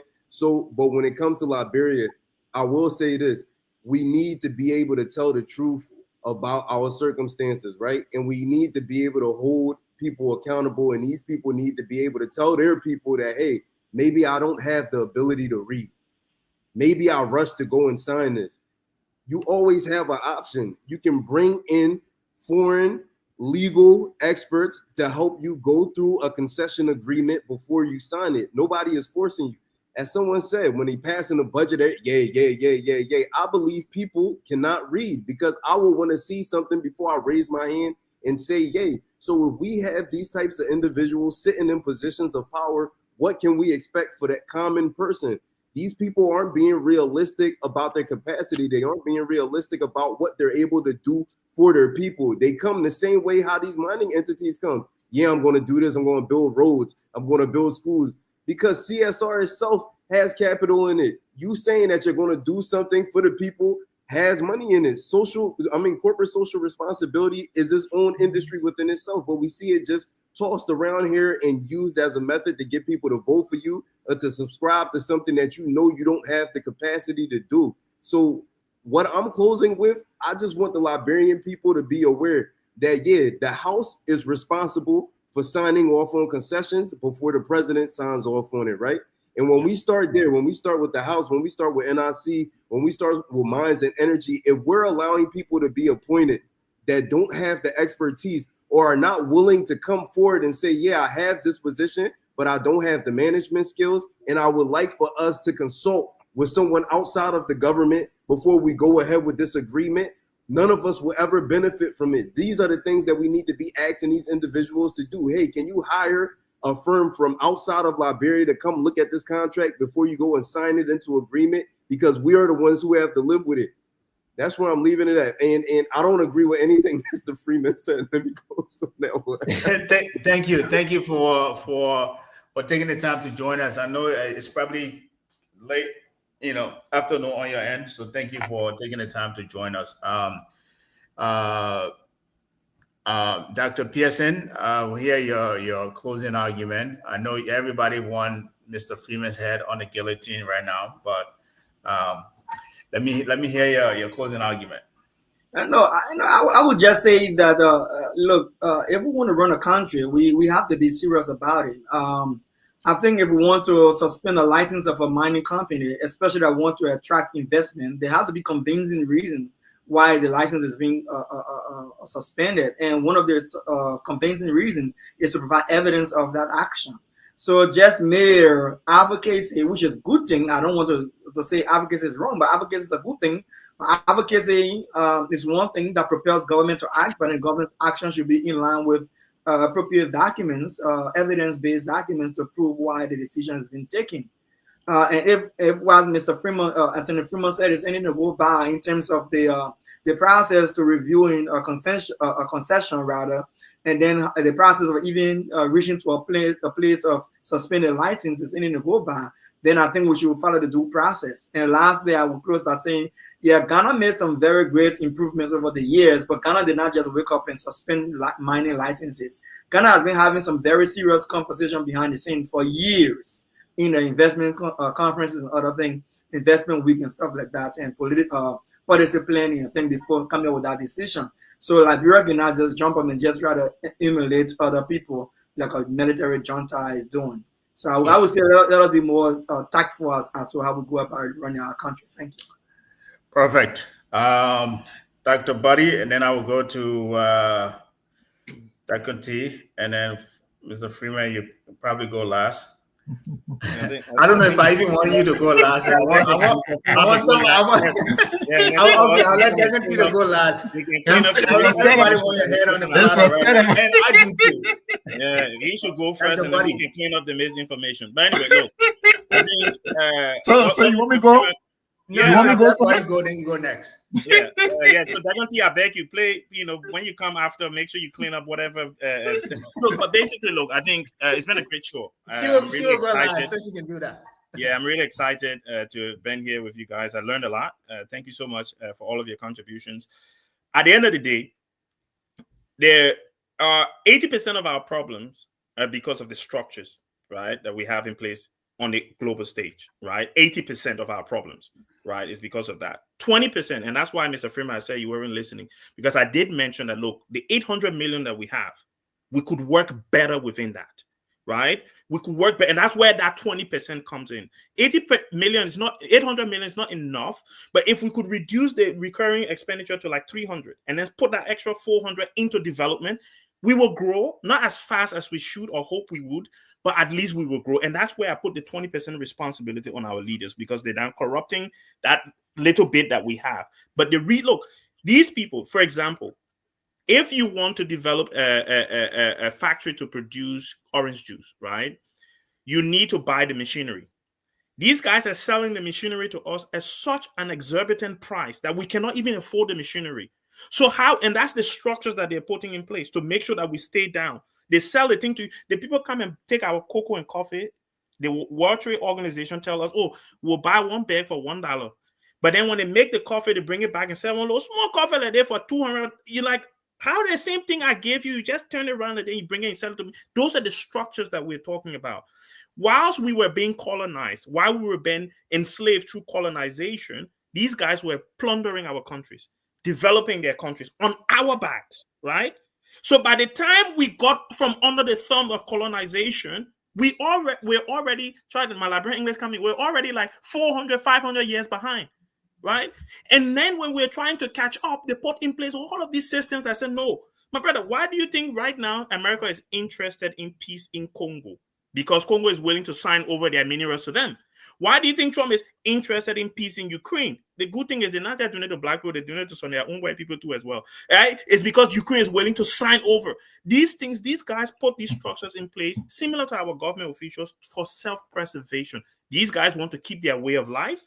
And to do that, you have to oppress in their minds. You have to oppress a group of people. You don't have to. Because in Liberia, if all of us benefit from the wealth, we'll have a much prosperous country. But they don't think like that. And that's why even our government officials are oppressing the ordinary people so that they can maintain the lifestyle that they've managed to develop for themselves. And that's the exact same thing the West is doing to us. But for some reason, you can't seem to grasp it. And I'm sure Dagonte and myself will school you over time and you will understand where we're coming from. Thank you so much. Thank you. Thank you. I know we're running out of time.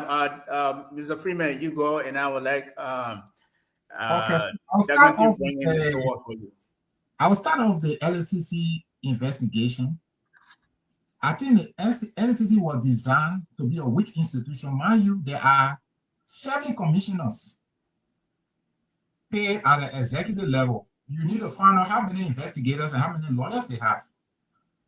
So they were designed to be a parliament. And so they spent a lot of time debating and not a lot of time investigating.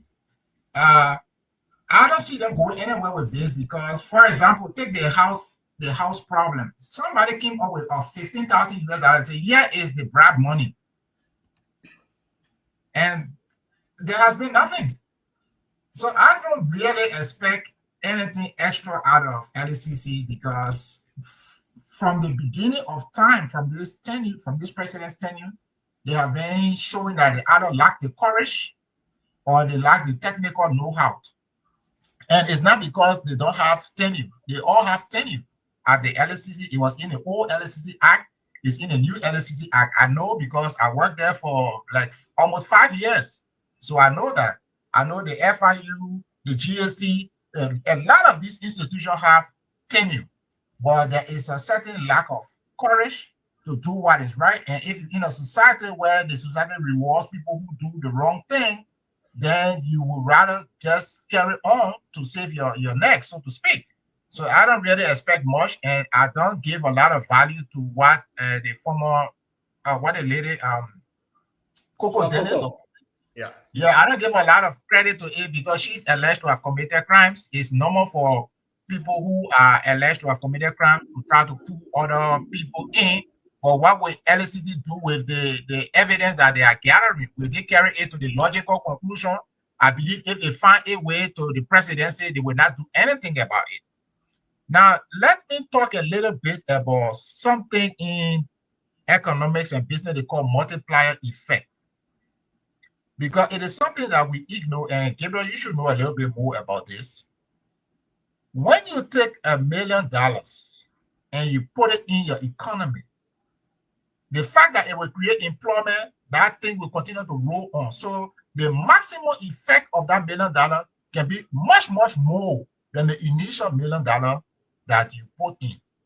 So what I'm saying, in Africa, when you choose to spend $200 million in NSA on covert operation, retool your mind. What if that $200 million was spent in public sector infrastructure, was spent in education and in technological know-how and other things? What will happen? That is what we are not doing in Africa, and we are looking for scapegoats. Yeah. The 200 or 500 million or 1 billion that we are stealing and personalizing and pocketing, if those money was spent in the proper area, there will be a multiplier. So you could spend 100 million, and that 100 million, the multiplier effect of that 100 million could be like 900 million. Yeah. Correct me if I'm wrong. So, but we allow people like George Weah to steal more than 150 million. He still has that money. We still celebrate him. We allow Nathaniel McGill to steal 7 million that we don't even know how much he stole. Nukwe, a whole bunch of them in the Capitol building, they stole all that money. It could be 100 million, it could be 200 million, we don't know. But if we take it from there and invest it in the economy, the multiplier effect will probably be $1 billion. By the time we start having $1 billion or in the Liberian economy, we will not have time to blame the IMF or the World Bank or neo-colonialism. You understand me? Because, mind you, you're not the only colonized country. Once upon a time, Singapore was colonized. India was colonized. Or Iran, Kenya, Tanzania were colonized. So you're not the only colonized people. In fact, Liberia was never even colonized. So even the colonialism excuse that a lot of countries have, Liberia doesn't even have that colonial or experience. So that's what I'm saying. So let's look, just this one last thing. Yeah, yes, please. We're out of time. So the black men have 5 senses and the white men have 5 senses. Use your 5 senses that God gave you. other people. Thank you, Mr. Freeman. Yeah. As I said, I absolutely disagree with you as well. We could push back and forth here, but I will let Deconti take us to church, please. Lord, I am floored. So I'm just gonna address the I think I've talked a lot about the other subjects. This, for me, what Mr. Freeman is sharing is an example of the battle of ideas, right? That we're having. And the battle of ideas is something that started in Cuba in 1999 by Fidel Castro, where he talked about the fact that his people had a battle of ideas that was coming from other countries and polluting the people's minds about who they were, what they were, and how they ended up in the situation. Liberia is facing a battle of ideas, and I see it every day on these talk shows, right? One, Cici Daringbe, in her book Nervous Conditions, in the beginning of the book Nervous Conditions, they quote John Sartre, who wrote the beginning of The Wretched of the Earth from Frantz Fanon. And he talks about this concept of the native being in a nervous condition as a result of colonialism and not necessarily knowing what to do with themselves now. And Mr. Freeman is showing us that he is in a state of nervous conditions, because to talk about Kenya, to talk about South Africa, to talk about Tanzania and say, well, these countries were colonized, but look at them now, shows me that you're not in tune with the actual grassroots movements that are happening in this country. Kenya just had protests last year, 2024. And in those protests, what were their citizens talking about? The impact of neocolonialism in their country. Tanzania, Nigeria, all of these African countries, including the same India that you're talking about, you can look at those grassroots movements and you see the citizens and the local people have been rising up as literally as soon as last year, talking about what neocolonialism has done in their country. And so we do not need to carry the bone of the Western world, and we do not need to carry the bone of colonialism and say Liberia was never colonized. What do you consider colonization to be if Liberia was never colonized? Look at our flag. Look at our constitution. Where was our constitution drafted? In the United States in Washington, D.C. The concept the United States had was we will be able to control your government from Washington, D.C. Look at even the situation of Firestone Plantation. How did that come to be? Why is it that Liberia does not invest in our country rice? Do you know? Why do we not have farmers that farm our country rice? Because the United States, along with Firestone Plantation, got together and started a broadcast radio station turning Liberian people against the native rice in order to divert labor from rice farming to these plantations. So when we sit here and we say things like Liberia was not colonized, what we once again do is make our people responsible for the conditions that we face. It does not mean that we should hold accountable the misleadership class. We have to use that word. The African misleadership class is what we see in WIA, is what we saw in Ellen Johnson Sirleaf, is what we're seeing with this government. Yes, our leadership class is misleading us. They're signing things, they're stealing our money because they're agents. They're agents of neocolonialism. They're agents of imperialism. They're working step in step with those. And so I really think it's important for the Liberian people so that we're not in this constant state of believing that Liberian people are inherently corrupt. That is not true. I've heard people say Liberia is cursed. I've heard people say that Liberia is just somehow God, God has turned his back on Liberia. Those are the words of white supremacy.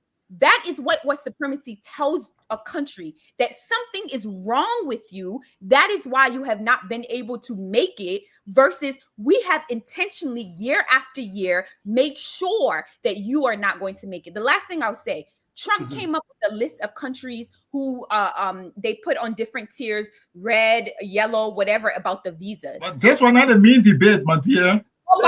She's landing. It was just a side issue. It's important because the main debate was about the investment climate in Liberia and the corruption investigation. That's the main debate. Mr. Freeman, I will not be allowed. Can we allow us to land? Yeah. Because the importance is, once again, what you're doing is very dangerous to our public. And I'll say it. And we see time and time again, people get into these radio stations and they say things like what you say, and they lead our public astray, and they have our citizens confused and in a nervous conditions about what they are and why they are. We cannot stand for it anymore, and I will not.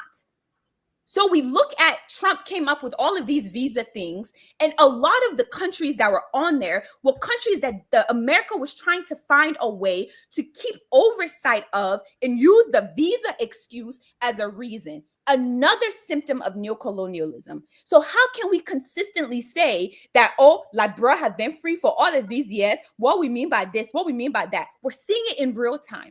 We're seeing it in real time. And I hope the Liberian public can hear me. We hear you loud Thank you. and clear.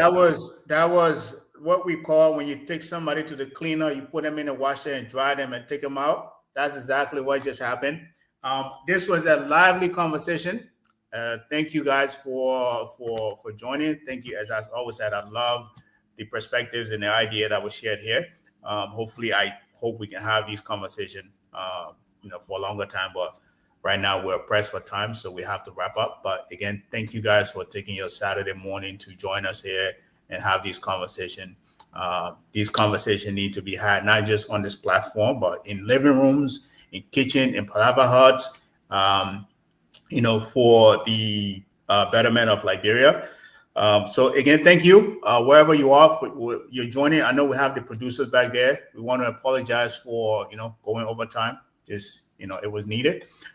As we always said here on this platform, whatever you think this country is headed, whatever you like this conversation or not, there's a one common denominator, which is that we're all Liberians. And we're going to leave you with the song that says that. And hopefully, I hope all of you guys enjoy the rest of your weekend. Adios. We are Liberians.